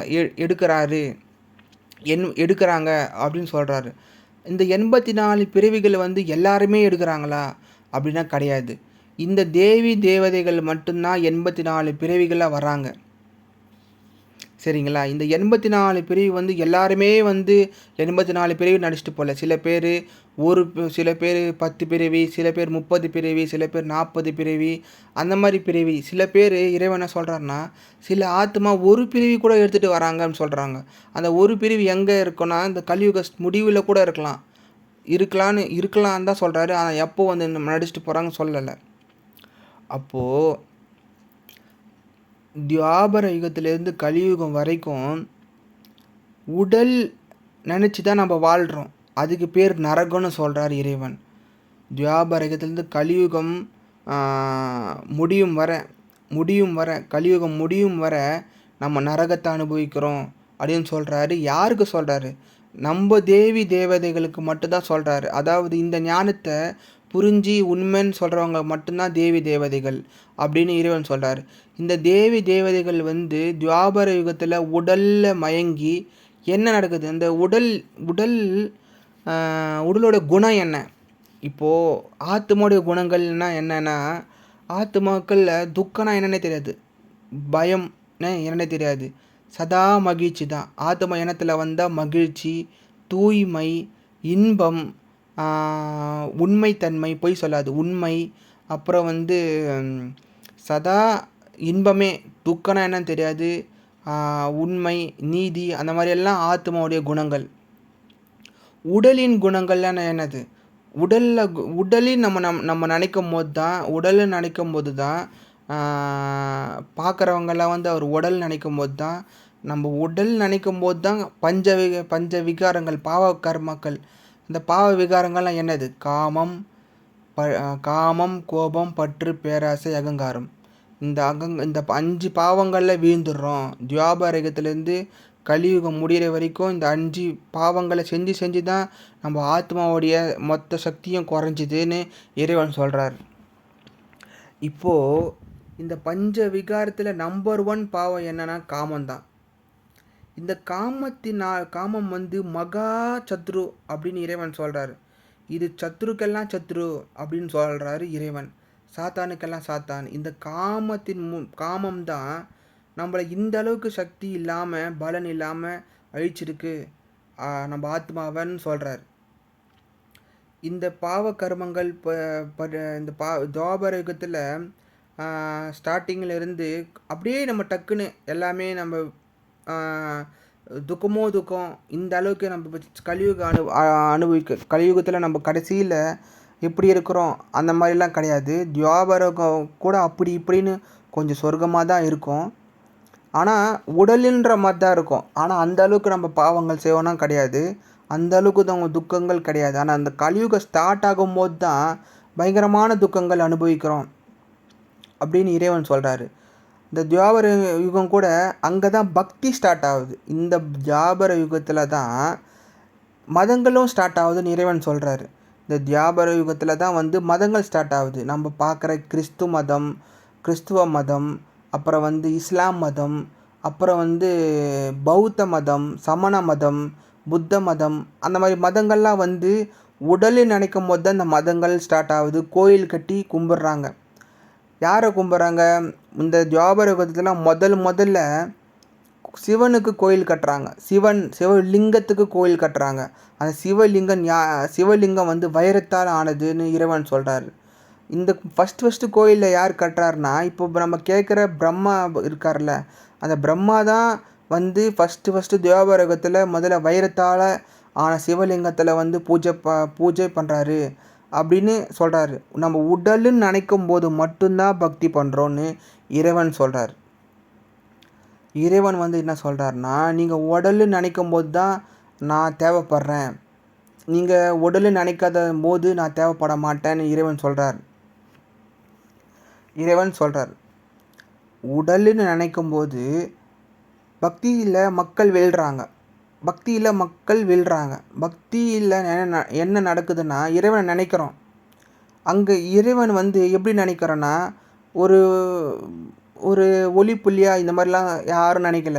ஒரு உயிருள்ள மனுஷனா அப்படி தான் நம்ம நினச்சிட்டு இத்தனை நாள் வரைக்கும் ஒரு உயிருள்ள மனுஷனாக தான் நம்ம இத்தனை நாள் வரைக்கும் ஒரு இறைவன் வந்து எப்படி இருப்பார் நமக்கு தெரியாது. அன்னிலேருந்து வந்து இறைவன் தேடுதல் ஆரம்பிக்குது. இறைவனா எப்படி இருப்பார், இறைவனோட கொள்கைகள் என்ன அப்படின்னு தேடி தேடி தேடி தேடி தேடி இறைவனை தேடுறோம். துவாபரகத்தில் இருந்து கலியுகம் முடிகிற வரைக்கும் இறைவனை தேடுறோம், இறைவனை வழிபடுறோம். அந்த மாதிரி மதங்கள்லாம் பறகுது இந்த துவாபர யுகத்தில் தான். இந்த துவாபர யுகத்தில் வந்து உடலுன்னு நினைக்கும் போது தான் இந்த கர்மா ஸ்டார்ட் ஆகுது. இந்த கர்மா வந்து எப்படின்னா செஞ்ச செயலுக்கு தான். இப்போது துவாபர யுகத்தில் நிறைய புண்ணிய காரியங்கள் செய்வீங்க அப்படின்னு தேவதைகள் வந்து சொல்கிறாங்க. தேவதைகள் வந்து பண்ணுவாங்க அப்படின்னு இறைவன் சொல்கிறாரு. பல புண்ணியங்கள், பல மக்களுக்கு பல தான தர்மங்கள் நம்ம செய்வோம், அதுக்கு தகுந்த மாதிரி நம்ம பிறக்கிறோம், அது கர்மாவுக்கு தகுந்த மாதிரி நம்ம பிறப்பு இருக்கோன்னு சொல்கிறாரு. துவாபர யுகத்தில் ஏழை பணக்காரன் அந்த மாதிரி எல்லாமே இருக்கிறாங்க. சத்தியுகத்தில் ஏழைன்னு யாருமே கிடையாது. ஒருத்தர் கூட ஏழைன்னு இல்லை. கடைசி ஏழைன்னு சொன்னால் கூட அவங்க கூட இந்த கலியுகத்தில் ஃபஸ்ட் கிளாஸ் நம்பர் 1 பணக்காரனாக இருப்பார்னு சொல்கிறாரு. லாஸ்ட் ஏழை கூட சத்தியுகத்தில் லாஸ்ட் ஏழை வந்து கலியுகத்தில் அப்பேற்பட்ட பணக்காரனாக கோடீஸ்வரனாக இருப்பார்னு சொல்கிறாங்க. அப்போது எந்த அளவுக்கு காசு வந்து சத்தியுகத்தில் நிரம்பி வழிஞ்சிருக்கோன்னு கொஞ்சம் பாருங்கள் செல்வத்தில். சரி, துவாபர யுகத்தில் கர்மாக்கள் மூலமாக நம்ம வந்து பிறப்பெடுக்கிறோன்னு சொல்கிறாங்களே, இந்த கர்மா வந்து எப்படி அப்படின்னு பார்த்தீங்கன்னா, இப்போ கூட இந்த கர்மா ஸ்டார்ட் ஆகுது. இப்போ நம்ம கலியுகத்தில் தானே இருக்கோம், இப்போ கூட கர்மாக்களில் தான் இருக்கோம். இந்த கர்மா வந்து எப்படின்னா, கண்ணுக்கு கண் பல்லுக்கு பல்லுன்னு எல்லாருக்குமே தெரியும். எதை நம்ம விதைச்சோமோ அதை தான் நம்ம அறுவடை செய்வோன்னு நமக்கு நல்லா தெளிவாக கர்மா பற்றி நமக்கு எல்லாருக்குமே தெரியும். இந்த கர்மா இன்னும் ஆழமாக நம்ம யோசிக்கும் போது ஆத்மாவுடைய ஞானத்தை, அதாவது இறைவனுடைய ஞானத்தை கர்மா பற்றி என்ன சொல்கிறாருன்னா, ஒருத்தர் வந்து பல புண்ணியங்கள், பல தான தர்மங்கள் செய்யும்போது அடுத்த ஜென்மத்தில் வந்து அந்த ஆத்மா வந்து பணக்கார வீட்டில் பிறக்கும்னு இறைவன் சொல்கிறார். சும்மா வந்து யாரும் வந்து பணக்கார வீட்டில் போய் பிறக்கிறது கிடையாது. அதுக்கு முன் ஜென்மத்தில் நிறைய பேருக்கு அன்னதானமோ தான தர்மமோ ஏதோ ஒரு புண்ணிய காரியம் செஞ்சதுனால மட்டும்தான் பணக்கார வீட்டில் பிறக்கிறாங்க.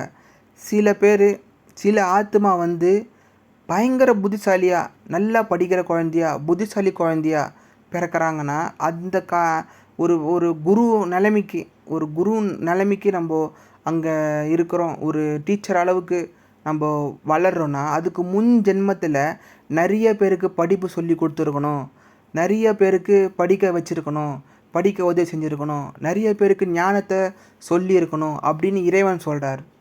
அந்த புண்ணிய கர்மா தான் இப்போ நம்ம படிக்கும்போது நல்லா படிக்கிற படிப்பில் ஃபஸ்ட்டு வர்றது, செகண்ட் வர்றது, லாஸ்ட் வர்றது, அந்த மாதிரியான ஒரு ஒரு நல்ல பேரோட புகழோட சயின்டிஸ்ட் நேமோட ஒரு ஆராய்ச்சியாளர் நேமோட நம்ம பிறக்கிறோம். அதுக்கு காரணம் வந்து பல பேருக்கு கல்வி கொடுத்த ஒரு கர்மா தான். அதே மாதிரி ஏழையாக பிறக்கிறது கூட இறைவன் என்ன சொல்கிறாருன்னா நல்லதுக்கு தான் சொல்கிறார் இறைவன். ஏழையாக பிறக்கிறோம் அப்படின்னா நம்ம பாவத்தின் சம்பளம் தான் அது, பாவத்தின் கூலி தான் நம்ம ஏழையாக பிறக்கிற வீட்டில் பிறக்கிறது எல்லாம் நம்ம உடலோடைய அமைப்பு அதெல்லாமே கர்மா தான், நம்மளுடைய கர்மா தான்னு 100% சொல்கிறார் இறைவன். கர்மாவில் வந்து தப்பே பண்ணாதுன்னு இறைவன் சொல்கிறார். எந்த தப்பும் கர்மா வந்து தப்பே ஆகாது அப்படின்னு சொல்கிறாரு. தப்பே நடக்காது. நீங்கள் எதை கொடுத்தீமோ கண்டிப்பாக அது நீங்கள் தான் காரணம்னு இறைவன் சொல்கிறாரு.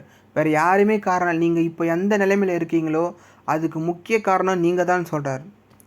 ஆனால் இறைவன் என்ன சொல்கிறாருன்னா, கலியுக லாஸ்ட்டில் ஏழையாக பிறக்கிறது கூட ஒரு அளவுக்கு ரொம்ப ரொம்ப கொடுத்து வச்சுருக்கணும் தான் சொல்கிறார். ஏன்னா அப்போது ஏழையாக பிறக்கும்போது தானே எல்லாமே கட் ஆகும்.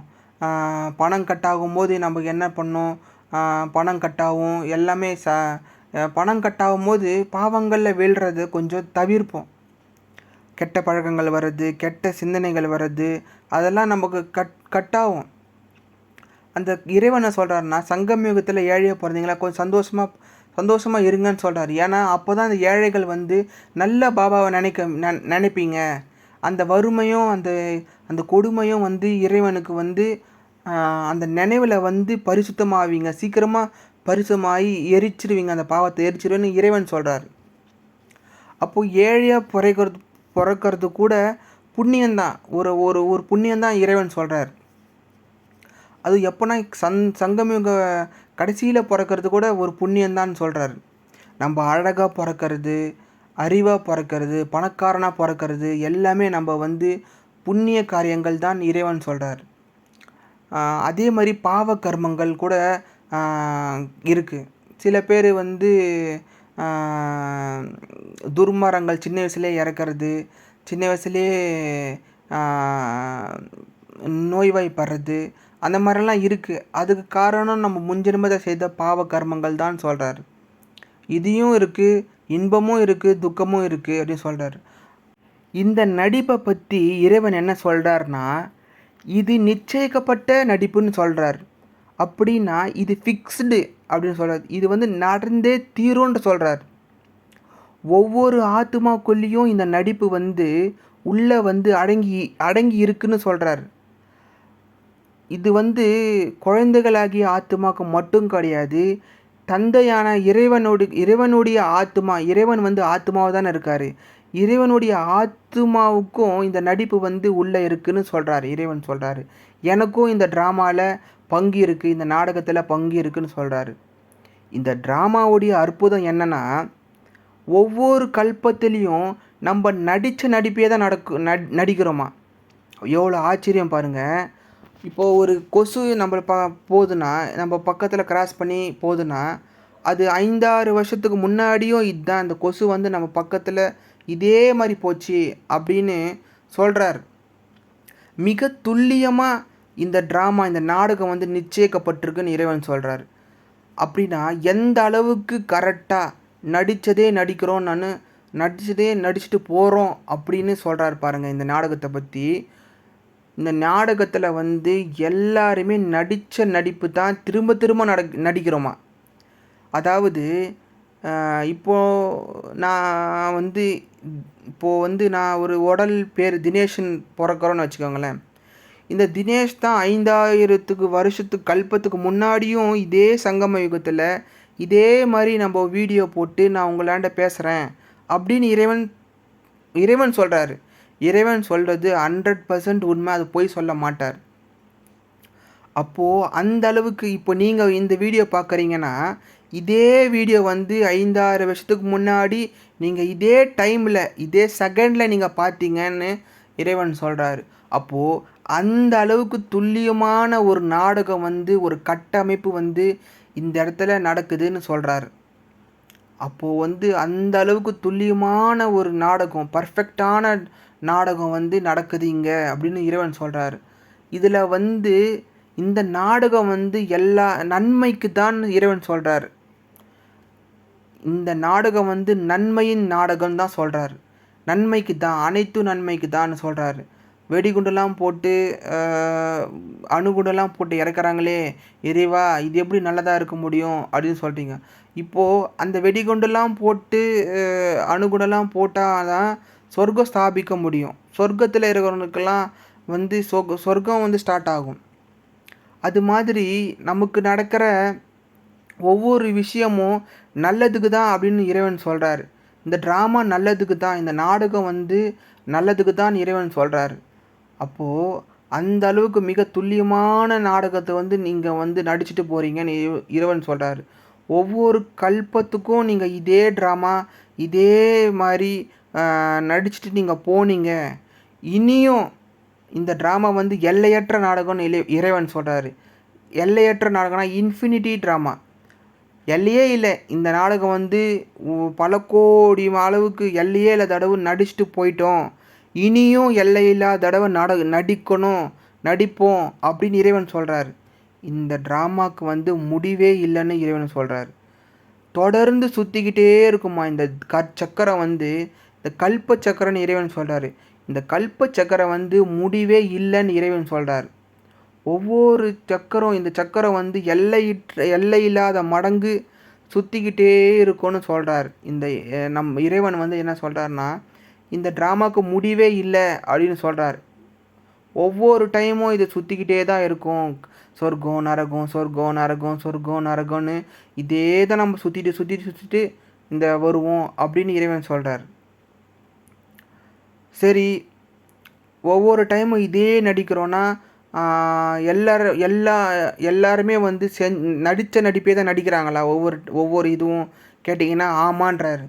நடித்த நடிப்பையே தான் நாங்கள் நடிச்சிட்டு இருக்கீங்க. ஏதோ புதுசாக ஒன்று நடிச்சிட்டு போல, பழைய நடிப்பு தான் நீங்கள் நடிக்கிறீங்க அப்படின்னு இறைவன் சொல்கிறார். இது வந்து கலியுகத்தில் வந்து நியூ டெக்னாலஜி, நம்ம இந்த டெக்னாலஜியில் வந்து எல்லாமே புதுசாக இருக்குது, பல்ப் இருக்குது, ஃபேன் இருக்குது அப்படிலாம் சொல்கிறீங்க, நியூ டெக்னாலஜி. ஆனால் இறைவன் என்ன சொல்கிறாருன்னா, இது பழைய உலகம்னு சொல்கிறாரு. இது குப்பையான பழைய உலகம்னு சொல்கிறாரு. ஆனால் இந்த உலகம் என்ன சொல்லிட்டு பாருங்களேன், இந்த கலியுகத்தில் நியூ டெக்னாலஜின்னு சொல்கிறாரு இந்த மனுஷங்களுக்கெல்லாம். அது ஏன்னா பாவத்தின் அந்த அந்த பாவம் வந்து யோசிக்க வைக்கல மனுஷங்களை. இதுதான் வந்து new world, new technology world அப்படின்னு மனுஷங்க வந்து தன்னுடைய அகங்காரத்தில் வாழ்கிறாங்க பாருங்கள். அதுவும் இந்த மனுஷங்க வந்து எப்படி வாழ்கிறாங்கன்னு சொல்கிறாங்கன்னா, அந்த பில்டிங்ஸ் பாருங்கள், வெளிநாட்டுக்காரங்க வந்து வாழ்கிற பில்டிங்ஸ் பாருங்களேன், எவ்வளோ பெருசு, எவ்வளோ வானத்துக்கு தாண்டியும் கட்டுறாங்க. அந்த அந்த ஒரு மனுஷன் வாழ்கிறதுக்கு வானத்தை தாண்டியும் வந்து கட்டுறாங்க அப்படின்னு சொல்கிறாங்க. அப்போது அவர் இறைவனை சொல்கிறாருன்னா, அகங்காரத்தின் உச்சி அப்படின்னு சொல்கிறாரு. அகங்காரத்தின் உச்சி எல்லாமே வந்து தூள் ஆக போகுதுன்னு இறைவன் சொல்கிறார்.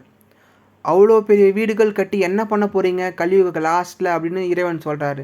அதெல்லாம் தூளாக போகுது, கொஞ்ச நாளைக்கு அல்ப காலத்துக்கு நீங்கள் அப்படி வேணால் இருக்கலாம் அப்படின்னு சொல்கிறார் இறைவன்.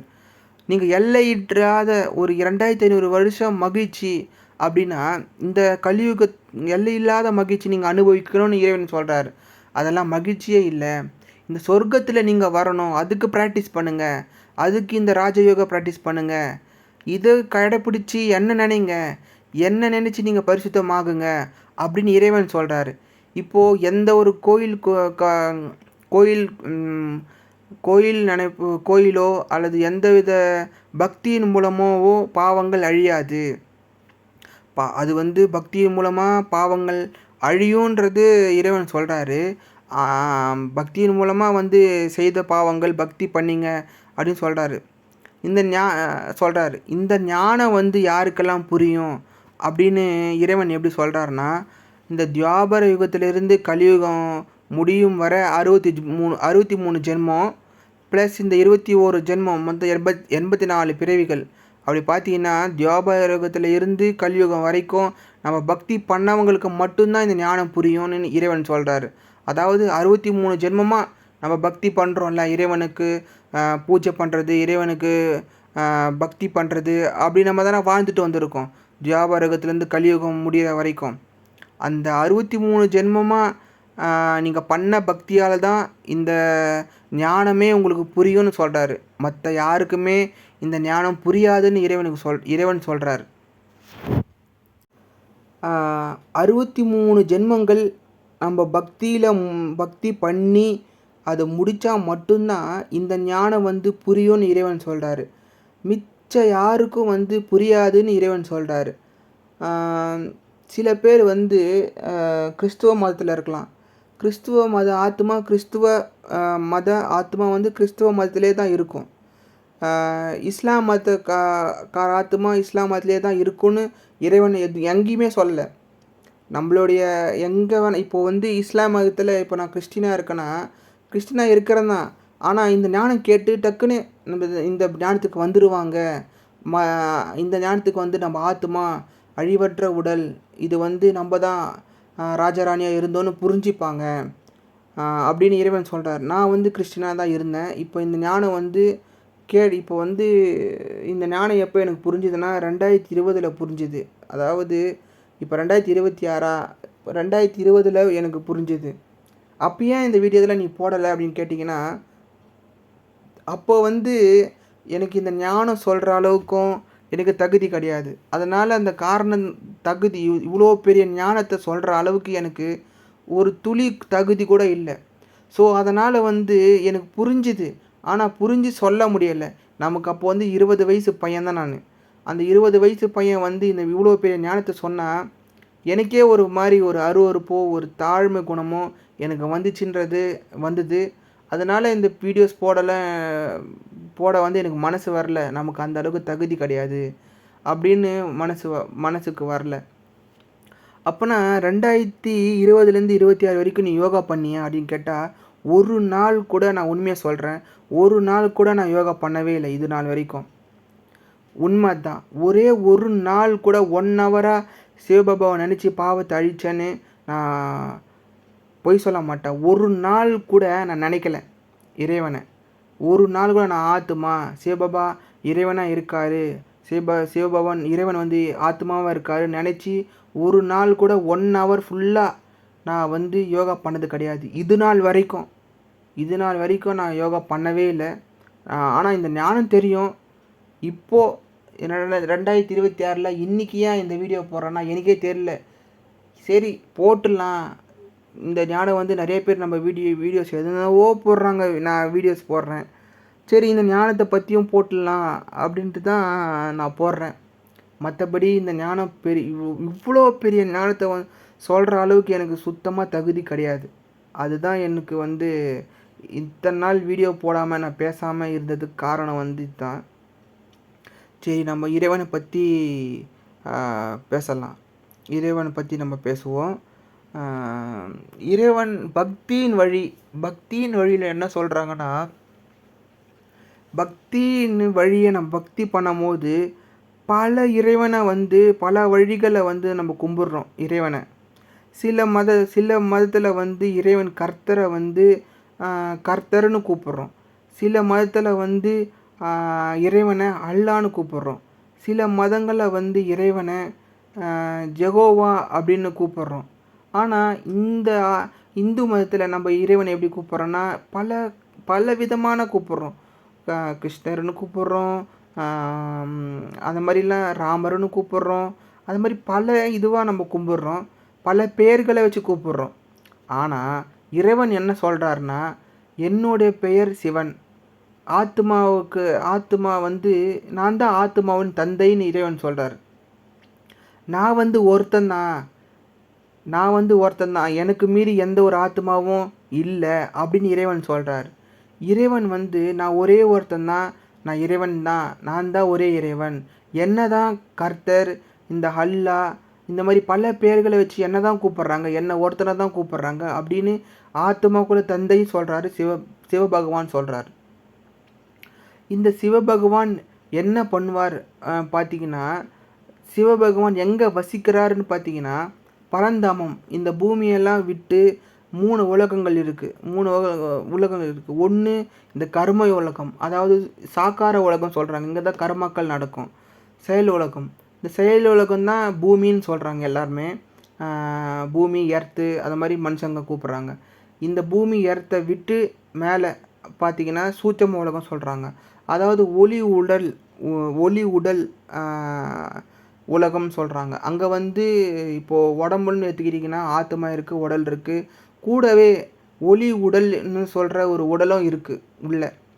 அந்த ஒளி உடல் வசிக்கிற இடம்தான் அந்த சூட்சம உலகம்னு சொல்கிறாரு. அதுக்கு மேலே ஒரு உலகம் இருக்குது, அங்கே தான் சாந்தி தாமம்னு சொல்கிறாரு. சாந்தி தாமத்தில் தான் நம்மளுடைய இறைவன் அங்கே இருக்கார். இதைத்தான் வந்து பல மதங்கள் வந்து இறைவனை வந்து போற்றி புகழி அந்த சாந்தி தாமத்தை தான் சொல்கிறாங்க. நான் இறைவனோட முக்தி அடைஞ்சிடணும், சாந்தி தாமத்துக்கு போயிடணும் அப்படின்னு பல மதங்கள் வந்து இந்தியாவில் மட்டும் இல்லை, பல இந்தியாவில் மட்டும் இல்லை, பல மதத்துலேயும் வந்து அந்த சாந்தி தாமத்தை தான் சொல்கிறோம். அங்கே தான் சொர்க்கம் இருந்துச்சுன்னு எல்லோரும் சொல்கிறாங்க. ஆனால் அங்கே சொர்க்கம் இல்லை, இந்த மண்ணில் தான் சொர்க்கம் இருந்ததுன்னு இறைவன் சொல்கிறாரு. சரி, அந்த சாந்தி தாமன்னு சொல்கிறீங்க, அங்கே யாரெல்லாம் இருப்பாங்கன்னு கேட்டிங்கன்னா, அங்கே யாருமே இருக்க மாட்டாங்க. வெறும் ஆத்மா, உடலற்று வெறும் ஆத்மா ஜோதியாக அங்கேயே இருக்கும். அங்கே வந்து இன்பமும் கிடையாது, துன்பமும் கிடையாது, வெறும் அமைதின்னு சொல்கிறாரு. அதாவது சாந்தின்னு சொல்கிறாரு. சாந்தினா என்னது? அமைதி. அங்கே வெறும் அமைதி மட்டும்தான் இருக்கும். ஒரு துளி சத்தம் கூட அங்கே கிடையாது, வெறும் அமைதி. அப்போது சரி, அங்கே அமைதியாக தான் இருப்போம் அப்படின்னு பார்த்தீங்கன்னா, இப்போது எல்லா ஆத்மா வந்து சங்கம யுகத்தில் மேலே கூட்டிகிட்டு போயிடுறாரு. சாந்திதாம சங்கம யுகத்தில் வந்து கொசு கூட்டம் மாதிரி மேலே பரந்தாமத்துக்கு கூட்டிகிட்டு போயிடுறாரு. அந்த பரந்தாமத்தில் இங்கே வந்து மொத்த ஆத்மாவும் அங்கே தான் வசிக்குன்னு கேட்டால் அங்கே தான் எல்லா ஆத்மாவும் வசிக்கும். எல்லா ஆத்மாவும் வந்து வசிக்கிற இடம் தான் அந்த சாந்திதாமம். உங்களுக்கு மட்டும் தனியாக கிடையாது, எல்லாருக்கும் கிடையாது. எல்லாருமே அங்கே இறைவனோட தான் இருந்துட்டு தான் வந்தாங்க எல்லாருமே. எப்படி இந்த நடிக்குதுன்னா, அவங்கவுங்க நடிக்கும் போது சாந்தி தாமத்துலேருந்து கொஞ்சம் கொஞ்சமாக இறங்கி வருவாங்க அப்படின்னு சொல்கிறாரு. இப்போது சில பேர் வந்து சில ஆத்துமக்கள் வந்து சொர்க்கத்தையே பார்த்தது கிடையாது, சொர்க்கத்திலே பார்த்தது கிடையாது அப்படின்னு இறைவன் சொல்கிறார். சொர்க்கத்திலே பிறக்க மாட்டாங்கன்னு சொல்கிறாரு. சொர்க்கம் பார்த்ததே கிடையாது, சொர்க்கத்தையே அனுபவிச்சது கிடையாதுன்னு இறைவன் சொல்கிறார். அங்கெல்லாம் பிறக்கும்போது அங்கெல்லாம் ஒரு சக்திக்கேற்ப, ஆத்மாவோட சக்திக்கேற்ப, கலைகளுக்கு ஏற்ப அங்கங்கே பிறந்துட்டே வந்து கடைசியில் ஃபுல்லாகும் போது இறைவன் வந்து மேலே தூக்கிட்டு போகிறார். இதுதான் வந்து ட்ராமா. இது வந்து பிரம்மகுமாரிகளில் வந்து இலவசமாக கிடைக்குது. எல்லாருமே வந்து இதை வந்து பயன்படுத்திக்கணும். வேறு எந்த ஒரு கேள்வியாக இருந்தாலும் எது இருந்தாலும் என்கிட்ட கேளுங்க, நான் என்னால் முடிஞ்ச அளவுக்கு நான் ஆன்சர் பண்ணுறேன். எனக்கு சொல்கிறேன். இதுதான் வந்து நான் ரொம்ப நாளாக சொல்லணுன்ற வீடியோ தான் இது, சரிங்களா? எந்த ஒரு கேள்வியாக இருந்தாலும் என்கிட்ட கேளுங்க, தயங்காமல் கேளுங்க, நான் உங்களுக்கு சொல்கிறேன். என்னால் முடிஞ்ச அளவுக்கு சொல்கிறேன். அப்படி இல்லையா, டவுட் இருந்துச்சுன்னா சொல்லுங்கள். நான் எது இருந்தாலும் இது தெரிஞ்ச பிரம்மகுமாரில் இருக்கிற நாலேஜ் தெரிஞ்ச அறிஞர்கள்கிட்ட நான் கேட்டு விசாரித்து நான் உங்களுக்கு பதில் சொல்கிறேன், சரிங்களா? இப்போது சயின்டிஸ்ட் எல்லாம் என்ன சொல்கிறாங்கன்னா, இந்த உலகம் வந்து சயின்டிஸ்ட் எல்லாம் என்ன சொல்கிறாங்கன்னா, இந்த உலகம் வந்து எல்லை இல்லை அப்படின்னு சொல்கிறாங்க. ஆனால் இந்த உலகத்துக்கு எல்லை இருக்குது. ஆனால் நம்ம சாந்தி தாம ஆத்மாவுடைய உலகத்துக்கு எல்லை இல்லை. அதை தான் நான் சொல்கிறேன். ஆனால் இறைவன் சொல்லலை, என்னுடைய கருத்தை நான் சொல்கிறேன். சயின்டிஸ்ட் ஆராய்ச்சியாளர்கள்லாம் இந்த கேலக்சிக்கு வந்து முடிவே கிடையாதுன்னு சொல்கிறாங்க. ஆனால் முடிவு இருக்குது. இந்த உலகத்துக்கு, கர்ம உலகத்துக்கு முடிவு இருக்குது, ஆனால் ஆத்மாவுடைய உலகத்துக்கு வந்து முடிவு கிடையாது அப்படின்னு இறைவன் சொல்கிறார். சரி, இது யார் படித்தா இந்த உலகத்தை அப்படின்னு நீங்கள் பார்த்தீங்கன்னா, இறைவன் சொல்கிறாரு, இது யாரையும் படித்தது நான் தான், ஆனால் இது யாரும் வந்து தொடக்கமோ முடிவோ இல்லை, இது அனாதியாக அப்படியே இருக்குதுன்னு சொல்கிறார். அதுனா அனாதியாக எப்போவுமே இந்த பூமி அப்படியே இருக்குதுன்னு தான் சொல்கிறார். அழியல, முழுசாக அழியல, எப்போவுமே இந்த பூமி அப்படியே தான் இருக்குது அப்படின்னு சொல்கிறார் இறைவன். அனாதியாக வந்து சுற்றிக்கிட்டே இருக்குது, இதுக்கு வந்து முடிவும் இல்லை தொடக்கமும் இல்லைன்னு இறைவன் சொல்கிறார். இந்த சூரியன் சந்திரன் இரவு பகல் எல்லாமே வந்து முடிவில்லாமல் நடக்கும்னு இறைவன் சொல்கிறார். அதாவது எல்லையற்ற தன்மை. இந்த எல்லையற்ற தன்மைனா எல்லையே இல்லாமல் நடந்துக்கிட்டு இருக்கு. இந்த சுழற்சி வந்து இரவு பகல் இரவு பகல் இரவு பகல்னு எல்லை இல்லாமல் நடந்துட்டு இருக்குன்னு சொல்கிறாரு. இனிமேலும் நடக்கும்னு சொல்கிறாரு. இனிமேலும் இதுதான் நடக்கும், குழம்பாதீங்கன்னு சொல்கிறார். இனிமேலும் இதுதான் நடக்கும், இரவு பகல் நடந்துட்டு தான் இருக்கும்னு சொல்கிறாரு. சரி, இதே மாதிரி நடந்தால் நம்ம ஆத்மா வந்து இது மாதிரி இந்த பஞ்சபூதங்கள் நடிக்குது. இந்த பஞ்சபூதங்களுக்கும் சொர்க்க நரகமும் இருக்குதுன்னு சொல்கிறாரு. ஏன்னா சொர்க்கத்தில் வந்து இந்த பஞ்சபூதங்கள் வந்து ஃபஸ்ட் கிளாஸ் குவாலிட்டியாக இருக்கும். இதே பஞ்சபூதங்களில் வந்து கலியுகத்தில் வந்து ஃபுல் நரகத்தில் வாழும்போது மொத்தமும் பொல்யூஷன் ஆகி இருக்கும்னு இறைவன் சொல்கிறாரு. அதாவது மொத்தமே குப்பையாகி கிடக்கும் கலியுகத்தில். நீங்கள் பார்த்தீங்கனாலே தெரியும், எங்கே பார்த்தாலும் குப்பை, எங்கே பார்த்தாலும் வந்து ஓசோனில் பாதிப்புன்னு சொல்கிறாங்க, எங்கே பார்த்தாலும் சுனாமி, கடல் அடியில் போய் பார்த்தீங்கன்னா அவ்வளவும் குப்பை, அவ்வளவும் வந்து குப்பை, அவ்வளவும் வந்து சுத்தம் இல்லாமல் சாக்கடையோடு கலந்து அந்த பஞ்சபூதங்கள் கோபத்தில் இருக்குதுன்னு சொல்கிறாரு. அதாவது அதில் குப்பைகள் கடந்து போதும் அதுன்ற பஞ்சபூதங்களுக்கும் ஒரு எல்லை இருக்குதுன்னு சொல்கிறாரு. அந்த குப்பைகள் வந்து சேர அதுக்கும் கோபம் வர கோபம் தாங்காமல் அந்த மாதிரி தான் ஒரு சில சுனாமி இந்த மாதிரி நிகழ்வுகள்லாம் நடக்குதுன்னு இறைவன் சொல்கிறாரு. அந்த பூதங்கள் வந்து அதுவும் நரகத்தை அனுபவிக்கணும்னு இறைவன் சொல்கிறாரு. சொர்க்கத்தில் வந்து பஞ்சபூதங்களுக்கு வந்து சுகமே சுகம். அதாவது பஞ்சபூதங்களும் வந்து தூய்மையாக இருக்கும், 100% தூய்மையாக இருக்கும்னு இறைவன் சொல்கிறாரு. ஆனால் கலியுக கடைசியிலையோ அவ்வளவு தூய்மை அற்று எல்லாருக்கும் பாதிப்பு. நீங்கள் பார்த்தீங்கன்னா வெயில் வந்து உச்சியில் வந்து அடிக்கிறது, மழை கொட்டுன்னு கொட்டுறது, வறட்சி, வறுமை, மழை இல்லாத தன்மை, இதெல்லாம் வந்து கலியுகத்தில் பஞ்சபூதங்கள் அனுபவிக்கிற கொடுமைகள். இந்த கொடுமை தாங்காமல் நிறைய உயிர்கள் பறிப்போகுது. சரிங்களா? இந்த கலியுகத்துலேயும் இந்த பஞ்சபூதங்களுடைய கொடுமைகளும் வந்து இருக்குன்னு சொல்கிறாரு. இந்த பஞ்சபூதங்களில் வந்து அளவற்ற துக்கத்தில் இருக்கும் இந்த பஞ்சபூதங்கள்னு இறைவன் சொல்கிறார். முழு தூய்மையின்மை, அதாவது ஒரு துளி தூய்மை கூட இந்த கலியுகத்தில் இல்லைன்னு சொல்கிறாரு. அப்போ பார்த்தீங்கன்னா இப்போ நம்ம ஏசி கீசின்னுலாம் சொல்கிறோம், இதுவே ஃபஸ்ட் கிளாஸ் குவாலிட்டின்னு நம்ம நினச்சிக்கிறோம். ஆனால் இப்போ பார்த்தீங்கன்னா இருக்கிறதுலையே ஒரு மட்டமான ஒரு பஞ்சபூதத்தில் தான் நம்ம இருக்கோன்னா, அப்போ இதுவே மக்கள் என்னை கொண்டாடுறாங்க. இந்த காற்று கிடச்சா இந்த காற்று வந்து பியூராக இருக்குது, இந்த காற்று வந்து நல்லா இருக்குதுன்னு சொல்கிறாங்க. டெல்லி சைட்லாம் போய் பார்த்தீங்கன்னா ஒரே பொல்யூஷன் தான். இப்போ காற்று பார்த்தீங்கன்னா அவ்வளவு தூய்மையற்று கிடக்குது. டிராஃபிக் ஜாமில் பெட்ரோலில் வந்து பாருங்கள் எவ்வளோ இப்போ பயன்படுத்துகிறானுங்க இந்த சயின்டிஸ்ட்டுக்காரங்க. ஃபுல்லாக வந்து யாருக்கு பாதிப்பு தருதுன்னா இந்த பஞ்சபூதங்கள் தான் பாதிப்பு தருது. இந்த பஞ்சபூதங்கள் வந்து கோபத்தில் இருக்குன்னு இறைவன் சொல்கிறாரு. இந்த கோபங்கள் பெருக தான் உலக அழிவுகள் நடக்கும் அப்படின்னு இறைவன் சொல்கிறார். அவர் சொன்னது போலவே சுனாமிகள் வர்றது, புயல் வர்றது, காற்றின் மூலமாக புயல் அடிக்கிறது, மழையின் மூலமாக நீரின் மூலமாக மழை அடித்து புயல் அடிக்கிறது, சுனாமி வர்றது, நிலநடுக்கம். நிலங்களில் வந்து அவ்வளவும் குப்பை. இப்போது நிலத்தில் வந்து குப்பையை புதைச்சி அதை நிலத்தில் தண்ணியை வந்து தூய்மை இல்லாமல் ஆக்கி அது நிலநடுக்கம் வர வச்சு அதையும் தூய்மை இல்லாமல் ஆச்சு.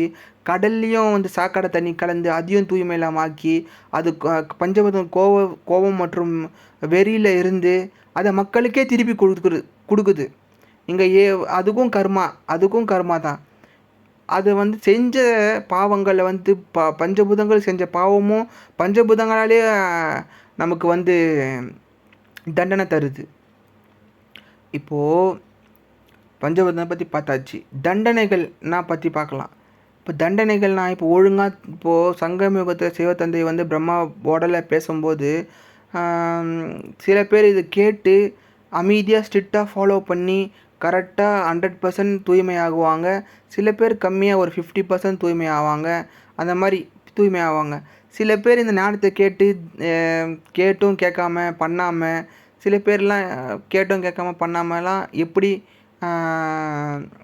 ஒழுங்காக யோகத்தின் மூலமாக பாவத்தை எரிக்கலைன்னா எப்படி பாவத்தை எரிப்போன்னு சொல்கிறார் இறைவன்னா, தண்டனைகள் மூலமாக தான் நம்ம அழிச்சாகணும்னு இறைவன் சொல்கிறாரு. அதாவது நோயின் மூலமாகவோ ஏதோ ஒரு விஷயங்கள் மூலமாகவோ நம்ம தண்டனைகள் அனுபவிப்போம். உடலின் மூலமாக நம்ம நோய்கள் அனுபவித்து பாவ கர்மாவை தீர்க்கணும், செட்டில் பண்ணணும்னு இறைவன் சொல்கிறாரு. இறைவன் முக்கியமாக வந்தது இந்த காரணமே நம்ம தண்டனையிலேருந்து தப்பிக்கத்தான். ஒரு தாய் வந்து ஒரு குழந்தைக்கு தண்டனை கொடுக்குமா? கண்டிப்பாக கொடுக்காது. ஒரு தாய் வந்து ஒரு குழந்தைக்கு தண்டனை வந்து கொடுக்கவே கொடுக்காது. அது மாதிரி தான் நம்ம இறைவன் வந்து ஒரு குழந்தை வந்து கஷ்டப்படும்னா கஷ்டப்படக்கூடாதுன்னு சொல்கிறதுக்கு தான் முன்னாடியே வந்து இறைவன் வந்து இந்த ஞானத்தை கொடுத்து என்னை நினைவு செய், என்னை நினைவு செய்ய செய்ய உன் பாவ கர்மங்கள் அழியும். இந்த பாவங்கள் நீ வந்து அழிக்க அழிக்க நீ வந்து தூய்மை அடைவ. நீ தூய்மை அடைவது மட்டுமல்லாமல் நீ சொர்க்கத்தோட 21 பிறவிகளுக்கான சொத்தையும் உனக்கு தரேன்னு சிவபாபா சொல்கிறார். இந்த 21 பிறவிகளுக்கான சொத்தை வந்து சொர்க்கத்தில் நீ அனுபவிப்ப. என தூய்மையாக்குவது நினைவு மட்டும் இல்லாமல் இந்த சங்கம யுகத்தில் கிடைக்கக்கூடிய தண்டனைகளிலிருந்து நீ விடுதலை அடைவாய் என்று இறைவன் சொல்கிறார். இந்த சங்கம யுகத்தில் இருக்கிற தண்டனைகளையும் வந்து கம்மி பண்ணி உனக்கு சொர்க்கத்தில் அனுப்புகிறாருன்னா அந்த இறைவன் எப்பேற்பட்ட கருணை உள்ளம் கொண்ட ஒரு மகா இரக்கமுள்ள ஒரு இறைவனாக இருப்பாருன்னு கொஞ்சம் யோசிச்சு பாருங்களேன். இறைவன் வந்து இந்த பிரம்மகுமாரில் என்ன சொல்கிறாருன்னா, இறைவன் நான் வந்து தீங்கு செய்யக்கூடியவன் அல்ல, நான் நன்மை செய்யக்கூடியவன் என்று இறைவன் சொல்கிறார்.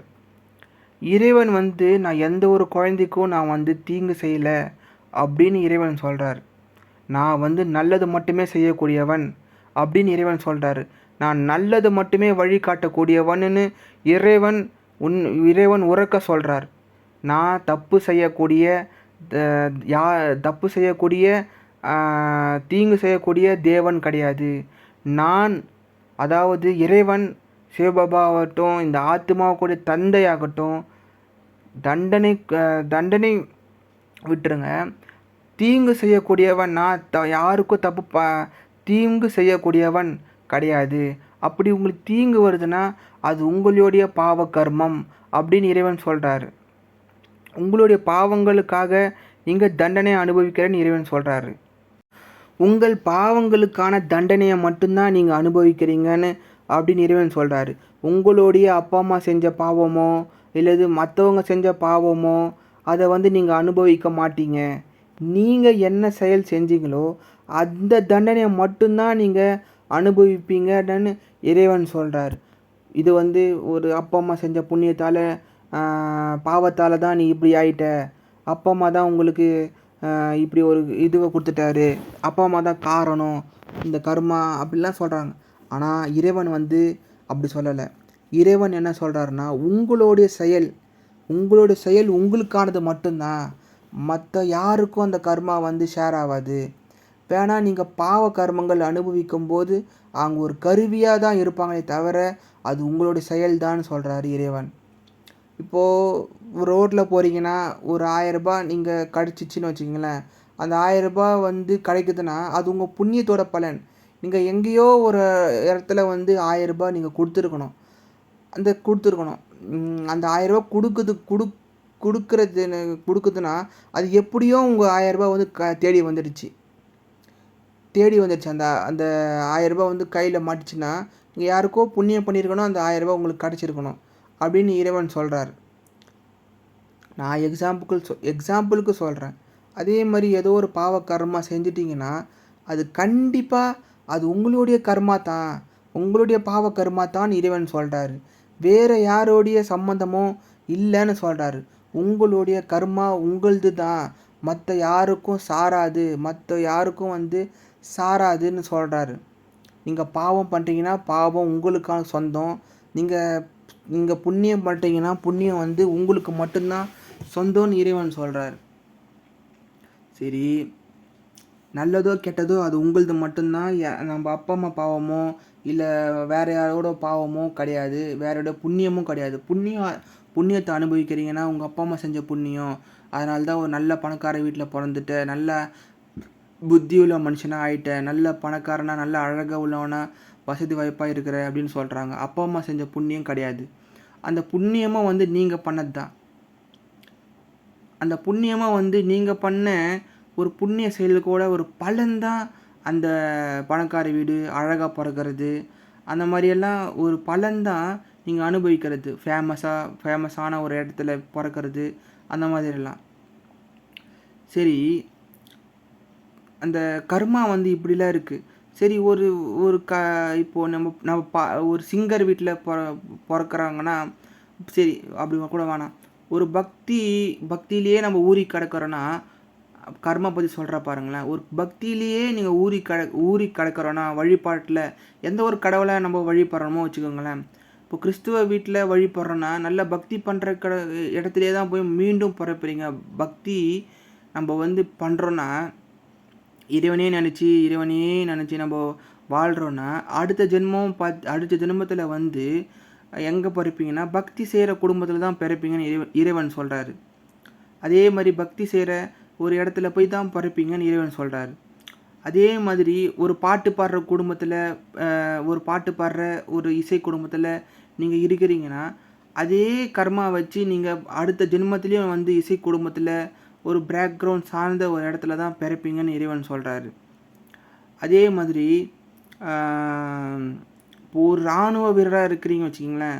ஒரு இராணுவ வீரர் வந்து இருக்கிறீங்கன்னா, அந்த சமஸ்காரங்கன்னு சொல்லுவோம். ஒரு ஆத்மா உள்ள சமஸ்காரம் இருக்குது. அந்த சமஸ்காரம் என்ன பண்ணுதுன்னா, அதே மாதிரி ஒரு இப்போது ஃபஸ்ட்டு இந்த இராணுவ வீரராக இருக்கிறீங்கன்னா, அந்த இராணுவ வீரர் அடுத்த ஜென்மத்தில் வந்து மறுபடியும் இராணுவ வீரருக்கே தான் ட்ரை பண்ணுவாங்கன்னு சொல்கிறார் இறைவன். அப்போது ஆத்மாக்குள்ளே சமஸ்காரம் இருக்குதுன்னு அர்த்தம். அந்த ஆத்மா வந்து குணங்களாக சேர்த்து வச்சுருக்கான். அதை வந்து குணமாக, இப்போது பாவம்னா பாவ குணம், புண்ணியனா புண்ணிய குணம், அந்த மாதிரி குணங்களாக சேர்த்து வச்சுருக்கு அதை சொல்கிறாரு. இந்த 16 கலைகள்னால் என்னென்னா, அந்த 16 கலைகளும் குணங்கள் தான். அந்த குணங்கள் தான் நமக்கு ஒரு ஆத்மாவுக்கு சொத்துன்னு இறைவன் சொல்கிறாரு. அதனால் நல்ல குணங்களை சேர்த்துக்கோங்கன்னு இறைவன் சொல்கிறார். இறைவன் வந்து நம்ம குணங்கள் வந்து சமஸ்காரங்களாக பதிவாகும், நம்ம ஆத்மாக்களில் பழக்கங்களாக பதிவாகும்னு இறைவன் சொல்கிறாரு. அந்த சமஸ்காரத்தின் படி தான் நம்ம ஆத்மா நடக்கும் அப்படின்னு இறைவன் சொல்கிறாரு. அந்த சமஸ்காரங்கள் பாவ சமஸ்காரங்களாக இருந்தால் பாவத்தின் பின்னாடியே தான் போயிட்டுருப்போம் அப்படின்னு இறைவன் சொல்கிறாரு. பாவம்னா என்ன? இந்த காமம், கோபம், பற்று, பேராசை, அகங்காரம், இந்த 5 தான் பாவங்கள். இந்த பேராசையை வந்து பேராசையில் ஒரு பாவமாக அப்படின்னு நினைப்போம். ஆனால் பேராசை மிகப்பெரிய பாவம். கோவத்தால் எவ்வளோ பேர் பாவம் செய்கிறாங்க. சண்டை, சச்சரவு, அந்த மாதிரி கோபம் பயங்கரமான பாவம். அதை விட பெரிய பாவம் என்னன்னா காமம் சொல்கிறாரு. காமந்தான் மிகப்பெரிய பாவம்னு சொல்கிறாரு. ஆனால் இந்த காலகட்டத்தில் பாருங்களேன், சயின்டிஸ்ட்லாம் காமம் வந்து நல்லது, காமம் வந்து இருக்கிறதுனால நோய் நொடிகள், மன அழுத்தம்லாம் குறையுது அப்படின்னு சொல்கிறாரு. ஆனால் இறைவன் டோட்டலாக மறக்கிறாரு. காமந்தான் மிகப்பெரிய பாவம்னு இறைவன் சொல்கிறாரு, அழுத்தி சொல்கிறாரு. அந்த காமத்தில் தான் விழுந்தவன் ரொம்ப பெரிய பாவியாக சுற்றுறாங்க இருப்பாங்கன்னு சொல்கிறாரு.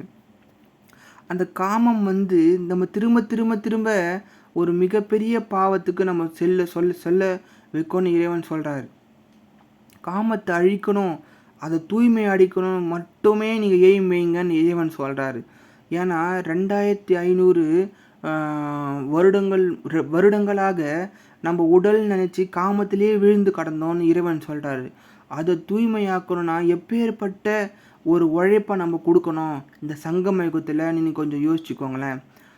ஒரு மிகப்பெரிய உழைப்பை கொடுத்து தான் நம்ம அந்த தூய்மை அடையணும், பார்த்துக்கோங்க. அப்போது காமம் மிகப்பெரிய ஒரு பாவம். அதே மாதிரி அகங்காரம், தான்ற ஒரு அகங்காரம், நான் பெரிய கிங்கு, நான் பெரிய வல்லவனுக்கெல்லாம் வல்லவன், தலைக்கணத்தில் ஆடி தனக்குத்தானே கெடுக்கிறது தான் அகங்காரம். அதே மாதிரி பற்றுனா என்னன்னா, பற்றும் மிகப்பெரிய பாவம்னு இறைவன் சொல்கிறாரு. பற்றுனா என்ன? பாசம்தான் பற்றாகுது. பற்று வந்து அவங்க இல்லாமல் இருக்கவே முடியாது என்ற நிலைமைக்கு தான் இப்போது அம்மா வந்து தாய் இல்லாமல் இருக்க முடியாதுன்றது தான் பற்று. அந்த பற்று வந்து இப்போது அந்த பற்று வந்து லவ்வாகவும் ஆகுது. ஒரு பொருள் மேலேயும் பற்று வருது. இப்போது மியூசிக் கீபோர்டு இல்லாமல் என்னால் இருக்கவே முடியாது. என்னால் வந்து இப்போது வந்து அந்த இந்த கார் இல்லாமல் என்னால் இருக்கவே முடியாது, காரு போயிடுச்சுன்னா என்னால் வாழவே முடியாது. அந்த மாதிரி தான் பற்று. ஒரு பொருளின் மீதோ ஒரு நபரின் மீதோ ஏற்படுகிற பற்று வந்து மிகப்பெரிய பாவம் தான் இறைவன் சொல்கிறாரு. இப்போது ஆத்மாவுடைய குணமே வந்து உண்மையான குணம் வந்து பற்றற்ற தன்மை தான். எதை மீதையும் பற்று வைக்காதுன்னு இறைவன் சொல்கிறாரு. அந்த பற்றற்ற தன்மையில் வந்து சந்தோஷம் நிரம்பி கிடக்கும்னு இறைவன் சொல்கிறாரு. ஆனால் பற்றோடு இருந்தால் நரகத்தை அனுபவிப்பீங்கன்னு இறைவன் சொல்கிறாரு. பொருளின் மீதோ பற்று என்பது பொருளின் மீதோ ஒரு நபரின் மீதோ ஏற்படக்கூடிய பற்று தான் சொல்கிறாரு. இது பற்றுலாம் நான் என்னென்னா, என் ஃப்ரெண்டு இல்லாமல் நான் இருக்கவே முடியாது, என் அம்மா இல்லாமல் இருக்கவே முடியாது, என் அப்பா இல்லாமல் என்னால் இருக்கவே முடியாது. அதிகளவு பாசம்தான் பற்று. அதிகளவு ஒரு பொருள் மீது ஈடுபாடு, ஒரு பொருள் மீது ஆசை, அதெல்லாம் தான் பற்றுன்னு இறைவன் சொல்கிறாரு. பேராசை பற்றி உங்களுக்கு நல்லாவே தெரியும். வேணும் வேணும் வேணும் இன்னும் வேணும், இந்த ஆசைப்பட்டதெல்லாம் கிடச்சிரும், ஆசைப்பட்ட பணம் நமக்கு கிடச்சிடும். ஆனால் இன்னும் வேணும்னு சொல்கிற அந்த அலையிற தன்மை, அதுவும் வந்து பாவம்னு சொல்கிறாரு. அதுவும் மிகப்பெரிய பாவ விகாரம்னு சொல்கிறாரு. அதனால் அந்த பேராசை கூட மிகப்பெரிய ஒரு பாவம், மிகப்பெரிய ஒரு பாவ செயல்னு இறைவன் சொல்கிறாரு. காமம், கோபம், பற்று, பேராசை, அகங்காரம், இந்த 5ம் உடலுக்கான குணம் தான் சொல்கிறாரு, ஆத்மாவுக்கான குணம்னு சொல்லலை. இந்த 5ம் உடல் நம்ம நினைக்கும் போது தான் வரும், ஆத்மா நினைக்கும் போது வராதுன்னு இறைவன் சொல்கிறாரு. ஸோ அதனால் வந்து என்னை வந்து ஆத்மா, நீங்கள் வந்து ஆத்மா நினச்சி என்னை வந்து தந்தை செம்பொன் நிற ஒளி உலகத்தில் செம்பொன் நிற ஜோதி நான் ஆத்மா, தந்தை வந்து ஒரு ஆத்மா, ஒரு ஒளி புள்ளி அப்படின்னு நினச்சி நீங்கள் நினைக்க அந்த பாவங்கள் குறையும், பாவ விகாரங்கள் அழியும்னு இறைவன் சொல்கிறாரு. இந்த ஞானத்தை தான் குமாரிகள் என்ற ராஜயோகத்தின் பெயரில் பல இடங்களில் இலவசமாக வந்து இந்த ஞானங்கள் போதிக்கப்பட்டு வருகிறது. அதுவும் முற்றிலும் இலவசம்தான். யாருமே ஒரு பைசா கூட இந்த ஞானத்துக்காக காசு கேட்க மாட்டாங்க எந்த ஒரு சர்வீஸ் சென்டர்லேயும். அதனால் இந்த ஞானம் இப்போது டைம் வந்து முடிய போகுது. கழிவுகள் லாஸ்ட், அதாவது 2026 இருக்கும். இன்னும் 10 வருஷத்தில் சொர்க்கம் ஸ்தாபனையாக போகுது, அதாவது சிருஷ்டிக்கப்பட போகுது சொர்க்கம். அப்போ இந்த 10 வருஷத்தில் நம்ம வந்து பாவ கர்மங்கள் வந்து அழியணும். அப்போ எந்த அளவுக்கான ஒரு உழைப்பை வந்து நம்ம ஆத்மா வந்து கொடுக்கணுன்றதை நீங்கள் கொஞ்சம் பார்க்கணும். அப்பேற்பட்ட ஒரு உழைப்பை கொடுக்கும்போது மட்டும்தான் நம்மளுடைய பாவ கர்மங்கள் அழியும் அப்படின்னு இறைவன் சொல்கிறார். அதனால் இலவசமாக கிடைக்கிற இந்த பிரம்மகுமாரிஸ் ஞானத்தை துச்சமாக எண்ணி நம்ம கைவிட்டு விடாமல் எல்லாருக்கும் இலவசமாக கிடைக்கிற இந்த ஞானத்தை வந்து முடிஞ்ச அளவுக்கு புரிஞ்சு மற்றவங்களுக்கு ஷேர் பண்ணுறதுல இருக்குன்னு சொல்கிறார் இறைவன். ஏன்னா மற்றவங்களுக்கு ஷேர் பண்ண நம்ம சொர்க்கத்தில் நமக்கு ஒரு நல்ல பதவி கிடைக்கும், ஒரு நல்ல ஒரு வாழ்க்கை கிடைக்கும்னு இறைவன் சொல்கிறாரு. அதாவது ஒரு புண்ணிய செயலுக்கு சமம்னு சொல்கிறாரு. இந்த செயல் வந்து புண்ணியத்துக்கு எல்லாம் புண்ணியம் அப்படின்னு இறைவன் சொல்கிறாரு. இந்த பிரம்மகுமாரிஸ் வந்து எல்லா சென்டர்ஸ்லேயும் வந்து அங்கீகரிக்கப்பட்ட சென்டர்ஸில் வந்து முற்றிலும் இலவசமாக கிடைக்குது. போதா குறைக்கு யூடியூப்பு மற்ற சில வெப்சைட்ஸில் கூட இலவசமாக தான் கிடைக்குது. நீங்கள் எந்த ஒரு பிரம்மகுமாரிஸ் யூடியூபர் எடுத்து கேட்டிங்கன்னா கூட அவங்க நல்லபடியாக இலவசமாக தான் சொல்லிக் கொடுப்பாங்க இந்த ஞானத்தை. அதே மாதிரி நிறைய புக்கு மூலமாக படிக்கலாம். இறைவனே நேரடியாக சொன்ன வாணி, அதாவது இறைவனே சொன்ன வாணியை வந்து பிடிஎஃப் வடிவில், பயங்கர பிடிஎஃப் வடிவில் நிறைய இடத்துல கிடைக்குது. நீங்கள் கூகுள்லேயே தேடி பிரம்மகுமாரிஸ் முரளி அப்படி நீங்கள் போட்டி தமிழில் நீங்கள் எந்த லாங்குவேஜில் நீங்கள் வேணும்னு கேட்குறீங்க அந்த லாங்குவேஜில் இப்போ இருக்குது. அவ்வளவு ரிசோர்ஸஸ் கொட்டி கிடக்கு அந்த பிரம்மகுமாரிஸ் நாலேஜ் வந்து. உங்களுக்கான கேள்வி, இந்த ஞானம் வந்து எப்படி புரியும் அப்படின்னு சொல்லிட்டு நான் முன்னாடியே சொன்னேன். 63 ஜென்மம் பக்தி பண்ணி முடித்து பக்தி என்ற கோட்டா, அதாவது பக்தியை நீங்கள் ஃபுல்லாக கம்ப்ளீட் பண்ணி இருந்தால் மட்டும்தான் இந்த ஞானம் புரியும்னு இறைவன் சொல்கிறாரு. அப்படி 63 ஜென்மம் நடித்து வந்த ஆத்மாவுக்கு இந்த சங்கம யுகத்தில் இந்த ஞானம் வந்து பக்காவாக புரியும் அப்படின்னு இறைவன் சொல்கிறாரு.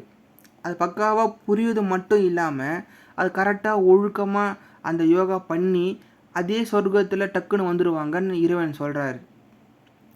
இந்த ஞானம் வந்து சில பேருக்கு வந்து 40 வயசில் கிடைக்குது, சில பேருக்கு 15 வயசில் கிடைக்குது, சில பேருக்கு ஒரு நல்ல பிரம்மகுமாரி இடத்துலே பிறந்து நல்லபடியாக அங்கே சேவை செஞ்சு அப்படி வராங்க. சில பேர் வந்து வயசான காலத்தில் கிடைக்குது, சில பேர் 50 வயசில் கிடைக்குது, சில பேருக்கு 30 வயசில் 35 வயசில் அந்த மாதிரி கிடைக்குது. கர்மாக்கள் சம்மந்தப்பட்டு தான் கர்மாக்கள் முடியும் போது இந்த ஞானம் கிடைச்சிரும் அப்படின்னு சொல்கிறாரு. அது மட்டும் இல்லாமல் உலகம் முடியும் போது எல்லாருக்கும் தான் ஆத்மான்றதை கண்டிப்பாக தெளிவாக புரியும்னு இறைவன் சொல்கிறாரு. இறைவன் சொல்வது பொய் சொல்ல மாட்டார், உண்மை தான் சொல்லுவார். தான் ஆத்மான்றதை வந்து எல்லாருக்குமே இந்த ஞானம் போய் சேர்ந்துரும்னு இறைவன் சொல்கிறாரு. முன்னாடியே சொல்லிடுறாரு, இந்த இந்த பிரம்மகுமாரி ஞானங்கள் வந்து உலகம் ஃபுல்லாக பரவும்னு சொல்லியிருக்காரு. அதே மாதிரி உலகம் ஃபுல்லாக இந்த பிரம்மகுமாரி ஞானங்கள் வந்து உலகம் ஃபுல்லாக பரவி இருக்குது. நீங்கள் பார்த்தீங்கன்னா நம்ம இந்திய நாட்டு குடியரசுத் தலைவரை வந்து பெண் குடியரசுத் தலைவர் அவர் அங்கே வந்து இந்த பிரம்மகுமாரிஸ் நாலேஜை வந்து ஃபாலோ பண்ணுறாங்க. நம்ம இந்திய நாட்டு குடியரசுத் தலைவரை பேர் கூட நம்ம இந்திய குடியரசுத் தலைவர் திரௌபதி முர்மு அவங்க கூட பிரம்மகுமாரிஸு ஃபாலோ பண்ணுறாங்க. அப்போ பாருங்கள், எல்லா இடத்துக்கும் போய் சேரும்னா எல்லா இடத்துக்கும் போய் சேர்ந்துரும்னு இறைவன் சொல்கிறாரு. அதனால் நீங்கள் கவலைப்படாதீங்க. நீங்கள் எத்தனை பேருக்கு இந்த ஞானத்தை கொடுக்கறதுல கவனத்தில் இருங்க. அதே மாதிரி நீங்கள் இந்த ஞானத்தை வந்து படித்து அதை கரெக்டாக செய்கிறதுக்கு கரெக்டாக பண்ணுறதுக்கு நீங்கள் ஸ்டெப் எடுங்க. மிச்சத்தெல்லாம் தானாக இந்த ட்ராமா படி போகும். முன்னாடி சொன்ன மாதிரி இதெல்லாம் ஞானம். இந்த ஞானம் வந்து ஏற்கனவே நிச்சயிக்கப்பட்டு இருக்கிறதுனால இந்த ஞானம் எங்கே போய் சேரணுமோ எல்லாருக்கும் போய் சேர்ந்துரும்னு இறைவன் சொல்கிறாரு. அப்போ உலக அழிவு எப்போ ஸ்டார்ட் ஆகும் அப்படின்னா, இந்த ஞானம் வந்து யாருக்கெல்லாம் போய் சேரணுன்றதை போய் சேர்ந்துருமா. அதே மாதிரி எல்லா சொர்க்கத்தின் இருக்கிற எல்லா ஆத்மாவும் ரெடி ஆகிட்டாங்கன்னா, அதாவது இந்த சொர்க்கத்துக்கு தேவையான ஆட்கள் இந்த முதல் நாள் நடிக்கிறாங்கல்ல சத்தியுகத்தில், அந்த நடிக்கிற ஆட்கள் வந்து கரெக்டாக எல்லாருமே வந்து நடிக்கிறதுக்கு கரெக்டாக அரேஞ்ச் ஆயிடுச்சுன்னா உலக அழிவு ஸ்டார்ட் ஆகும்னு சொல்கிறாங்க. ஏன்னா வந்து அந்த புண்ணிய ஆத்மாக்கள் வந்து வாழணும், நமக்காக ஒரு உலகம் வேணும் அப்படின்னு ஆசைப்படும் போது ஒரு ஆத்மா மட்டும் இல்லை, நம்ம இந்த பிரம்மகுமாரி சார்ந்த இந்த எல்லா ஆத்மாக்களும் ஒரு இடம் நமக்கு வேணும்னு நினைக்கும் போது சொர்க்கம் வந்து சிருஷ்டிக்கப்படும், உலக அழிவு நடக்கும் அப்படின்றதும் இறைவன் சொல்கிறாரு. அப்போது அந்த அளவுக்கான ஒரு ஒரு ஒரு பயங்கரமான கொடுமைகள் நடக்குதுன்னு நமக்கே தெரியுது. ஏன்னா எப்படா இந்த உலகம் முடியும், எப்படா நமக்கு ஒரு புது வாழ்க்கை பிறக்கும்னு நமக்கே தோணுது. புரியுதுங்களா? ஆனால் இந்த மாதிரி யாருக்கு தோணுன்னா, நிறைய ஜென்மங்கள் எடுத்தவங்களுக்கு மட்டும்தான் இந்த மாதிரி தோணுன்றது இறைவன் சொல்கிறாரு. சில பேருக்கெல்லாம் இந்த கலியுக வாழ்க்கையில் வந்து இந்த கலியுக கடைசி வாழ்க்கை வந்து சொர்க்கமாக இருக்கணும்னு இறைவன் சொல்கிறாரு. யாருக்கு சொர்க்கமாக இருக்குன்னா, இப்போது பல ஜென்மங்களாக பக்தியும் பண்ணாமல் எதுவுமே எந்த கிளாஸும் இருக்கலாம், பணக்கார ஒரு இடத்துல பிறந்து இந்த ஞானம் கேட்காம, பணக்கார வீட்டில் பிறந்து பணக்காரங்க இந்த ஞானத்தை கேட்க அந்தளவுக்கு ஈடுபாடு கொடுக்க மாட்டாங்க அப்படின்னு என்னோட கருத்து. ஆனால் பணக்காரங்களும் இந்த ஞானத்தை எடுத்து வந்து பல கோடி ட்ரஸ்ட்டில் இன்வெஸ்ட் பண்ணி இந்த பிரம்மகுமாரிஸ்களுக்கு வந்து கொடுத்தது நான் கேள்விப்பட்டிருக்கிறேன். நிறைய பேரும் கொடுத்து உதவுறாங்க. அதை பற்றி இல்லை, இங்கே வெளிநாடு பக்கம் போய் பாருங்களேன், எவ்வளோ பெரிய மாளிகைகள்லாம் கட்டி வச்சுருக்காங்க, எவ்வளோ உயரமான கட்டிடங்கள் கட்டி வச்சுருக்காங்க வான அளவுக்கு. அவங்களுக்கெல்லாம் ஒன்றுமே தெரியாது, உலகம் வந்து இன்னும் மில்லியன் கணக்கு ஆண்டுகளாக நம்ம வாழ போகிறோன்னு அவங்க நினைக்கிறாங்க. பட் அது வந்து உண்மை கிடையாது. அது உண்மை என்னன்னா, அது எல்லாமே அழிய போகுதுன்னு இறைவன் சொல்கிறாரு. அந்த கட்டிடங்கள் ஒன்றும் இல்லாமல் போகும்னு இறைவன் சொல்கிறார், தூள் தூளாகும் அப்படின்னு இறைவன் சொல்கிறாரு. ஆனால் அங்கே வாழ்கிற நாட்டில் இருக்கிறவங்கள கேட்டு பாருங்களேன், சொர்க்கம்னு சொல்லுவாங்க. அங்கே வந்து என்ன இல்லை. இப்போ இருக்கிற வெளிநாட்டில் போய் பாருங்களேன், அப்படியே சொத்துனா சொத்து, அப்பேற்பட்ட சொத்து. அங்கே ஒவ்வொரு மனுஷங்கக்கிட்டேயும் பணம் பாருங்களேன். அப்படியே காரில் போகிறதும் விமானத்தில் போகிறதும், ஒவ்வொரு மனுஷங்களுக்கும் தனி விமானத்தில் போகிறதும், பயங்கரமான கட்டிடங்கள், பெரிய பெரிய வான அளவுக்கு கட்டிடங்கள் கட்டுறதும், செல்வ செழிப்பாக இருக்கிறவங்களுக்கெல்லாம் செல்வ செழிப்பாக அங்கே வந்து கொட்டி கிடைக்குதுன்னு நம்மளை பார்க்கும்போதே தெரியுது. அங்கே வந்து இப்போ துபாய் போய் பாருங்களேன். துபாயில் எவ்வளோ வெல்கம் டு அபிபி அப்படிலாம் சொல்கிறாங்க. அப்படி துபாயில் பாருங்களேன், செல்வம் கொட்டி கிடக்குது. பாலைவனமாக இருந்த நாடு இப்போ நம்பர் 1 இடத்துல வந்து துபாயில் பாருங்களேன். அங்கே போய் போனாலே பணக்காரன் தான் சொல்கிறாங்க. அப்படின்னா ஒரு வேலைக்காரன், இப்போ நம்ம நாட்டில் ஒரு வேலைக்காக ஒரு பஞ்சத்துலேயோ வறுமையிலையோ இருக்கிற ஒரு வேலைக்காரன் அந்த நாட்டில் போயிட்டு வேலை செய்யும் போது அவன் பல கோடி மடங்கு பணக்காரன் ஆகிறான். அப்போது அந்த அளவுக்கான செல்வம் அங்கே வந்து கொட்டி கிடக்குது துபாயில். அவங்களுக்கு தெரியாது. இப்போது வந்து அவங்களுக்கு எப்படி இருக்குன்னா சொர்க்கமாக இருக்கும் அவங்களுக்கு. ஏன்னா உலகம் அழியாது, இன்னும் பல மில்லியன் கணக்கு ஆண்டு வந்து போயிட்டே இருக்கும் அப்படின்னு வந்து சயின்டிஸ்ட்லாம் சொல்லி வச்சிட்டாங்க. ஏன்னா சயின்டிஸ்ட் சொல்கிறது எல்லாமே பொய். மனிதர்கள் சொல்வது அனைத்தும் பொய். யார் உண்மையை சொல்லுவான்னா இறைவன் மட்டும்தான் உண்மையை பேசுவார். இறைவன் மட்டும்தான் உண்மையை சொல்ல முடியும். அதனால் அவங்களுக்கு வந்து எப்படி இருக்குன்னா சொர்க்கம் மாதிரி அவங்களுக்கு இருக்கும். ஒரு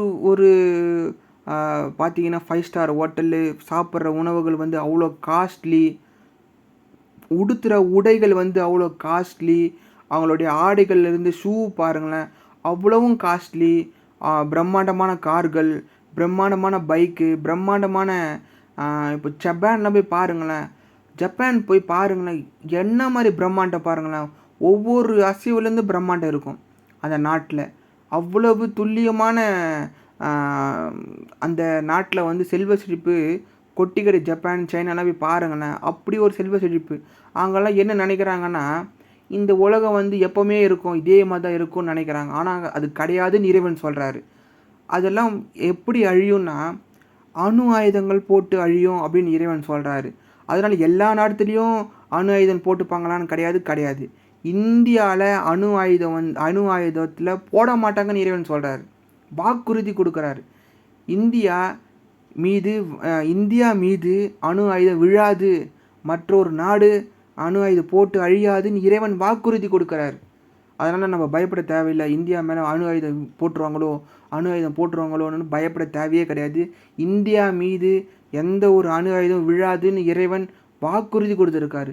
அப்போ எங்கே அணு ஆயுதம்லாம் விழும் அப்படின்னு கேட்டிங்கன்னா கண்டிப்பாக நீங்கள் பார்த்தீங்கன்னா அமெரிக்கா, இந்த ரஷ்யா அந்த மாதிரி ஆட்கள் வந்து பயங்கரமான அணு ஆயுதத்தில் வச்சுன்னு சுற்றின்னு இருக்காங்க. தீவிரவாத நாடு அப்படியெல்லாம் சொல்கிறாங்க.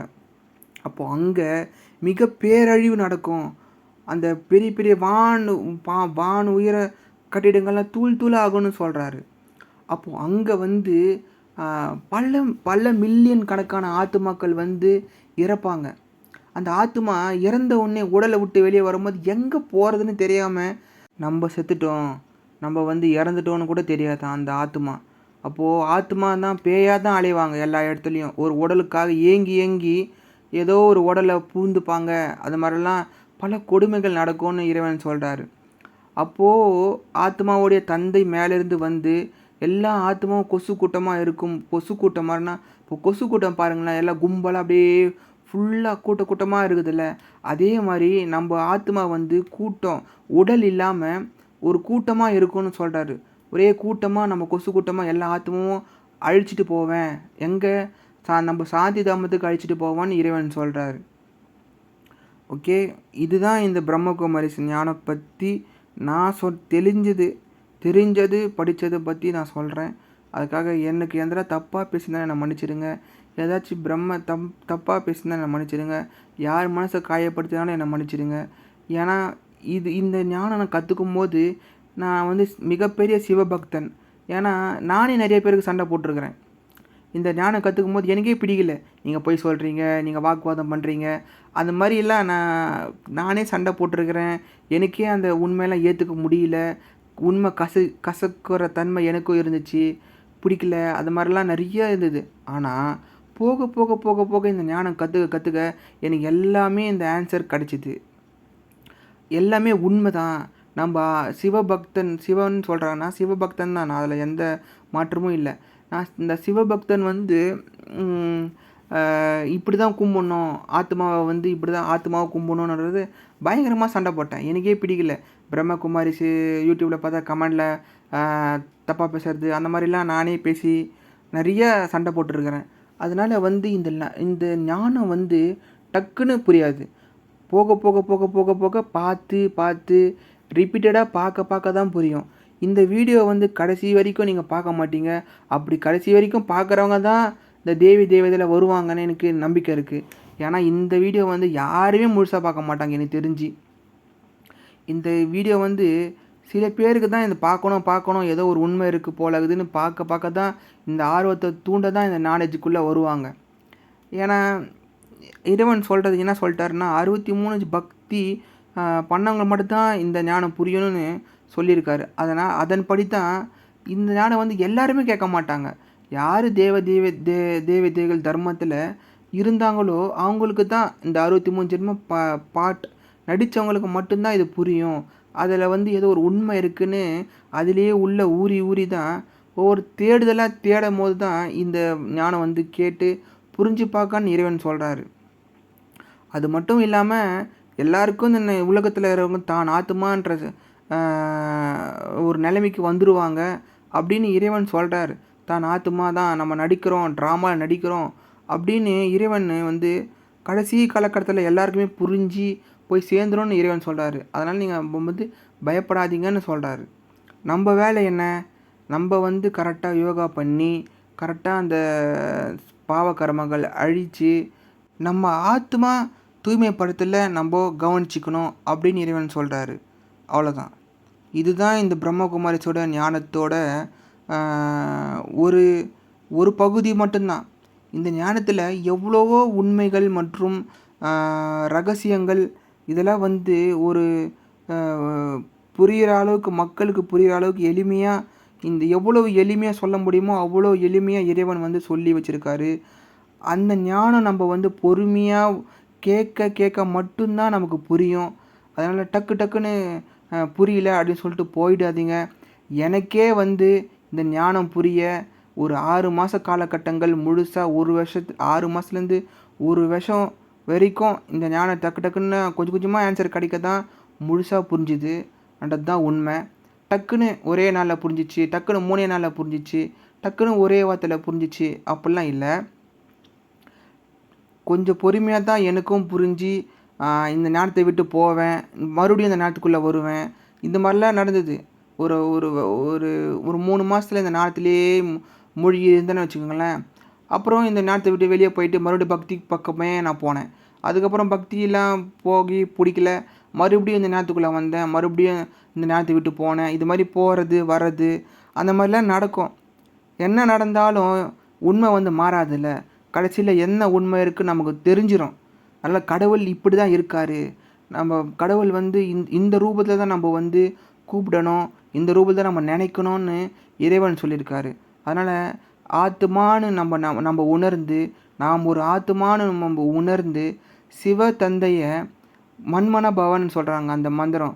அதாவது மனசில் ஒரு நம்மளுடைய இறைவனை மன்மன பவனா, நம் இறைவனை ஒரு புள்ளியாக ஒரு ஆத்மாவை நினச்சி, நாம் ஒரு ஆத்மாவை நினச்சி அந்த நினைவில் முழுகிறது தான் மன்மன பவன்னு சொல்கிறாரு. அந்த மன்மன பவலை பண்ணும்போது நம்ம 63 ஜென்மம் உடல்னு நினைத்த அத்தனை பாவ கர்மங்களும் அழியும் அப்படின்னு இறைவன் சொல்கிறாரு. அதனால் அதாவது இந்த ஞானத்தில் உள்ளே போகும்போது 7 நாள் கோர்ஸ் எடுப்பாங்க ஃபஸ்ட்டு. அந்த 7 நாள் கோர்ஸை யார் அட்டன் பண்ணி கரெக்டாக முடிக்கிறாங்களோ அவங்களுக்கு வந்து திரேதா யுகத்தில் கடைசி பிறவி தருவேன்னு இறைவன் சொல்கிறாரு. அப்போ பாருங்களேன், ஜஸ்ட்டு 7 டேஸ் அந்த கோர்ஸை நீங்கள் அட்டன் பண்ணி முடிச்சிடுங்க. ஃபஸ்ட்டு அந்த 7 டேஸ் கோர்ஸை நீங்கள் அட்டன் பண்ணி முடிச்சிங்கன்னா, கடைசியில் அந்த 7 நாள் கோர்ஸை நீங்கள் முடிச்சிங்கன்னா திரேதா யுகத்தில் கடைசி பிறவி தருவேன்னு சொல்கிறாரு சொர்க்கத்தில். அப்போ பாருங்கள் எந்த அளவுக்கு அதிர்ஷ்டம் பண்ணியிருக்கணும் இந்த ஞானத்தை நீங்கள் வந்து கேட்கணும். கேட்டு இந்த சிவபகவானை உள்ள கண்ணீர் சிந்தி சிவபகவானை நினச்சி தூய்மை அடையணுன்றத கொஞ்சம் பாருங்கள். எவ்வளவு உண்மையாக நம்ம இந்த யோகத்தை பண்ணி சிவபகவானை அன்போடு நினச்சி தந்தையை கண்ணீர் விட்டு அழுது நம் பாவங்களை போக்கிடும் அப்படின்னு சிவத்தந்தை நினைக்கும் போது சிவபகவான் பார்த்துட்டு நம்ம பாவங்களை எரிப்பார் என்பது உண்மைதான். அது எந்த துளி பொய்யுமே கிடையாது. இந்த ஞானத்தில் எல்லாருமே என்ன சொல்லுவாங்கன்னா, இது போகிற போகிற சும்மா ஏதோ வளர்றான், இது புரியல, ஏதோ ஒன்று கேட்டுட்டு வேறு வீடியோவுக்கு போடுறது, இல்லை வீடியோவை மாற்றிட்டு போடுறது, டக்குன்னு இதெல்லாம் நடக்கும். பட் சில ஆத்துமாக்கள் நம்ம தேவி தேவர்களாக இருந்த ஆத்துமாக்கள் இதை கேட்டு பர்ஃபெக்டாக 100% அப்பா கடவுள் இறைவனை கேட்டு தூய்மை அடைவாங்கன்னு இறைவன் சொல்கிறாரு. தேங்க்யூ. இந்த வீடியோ பார்த்ததுக்கு நன்றி. அப்படி இந்த வீடியோ முழுசாக பார்க்குறீங்கனாலே உங்களுக்கு மிகப்பெரிய ஒரு ஆசீர்வாதம் இருக்குது அப்படின்றத தெளிவாக உங்களுக்கு புரியும். அதனால் எத்தனை பேர் இந்த வீடியோ முழுசாக பார்த்து எனக்கு கமெண்ட் பண்ணுங்கள். Thank you so much. ரொம்ப ரொம்ப நன்றி.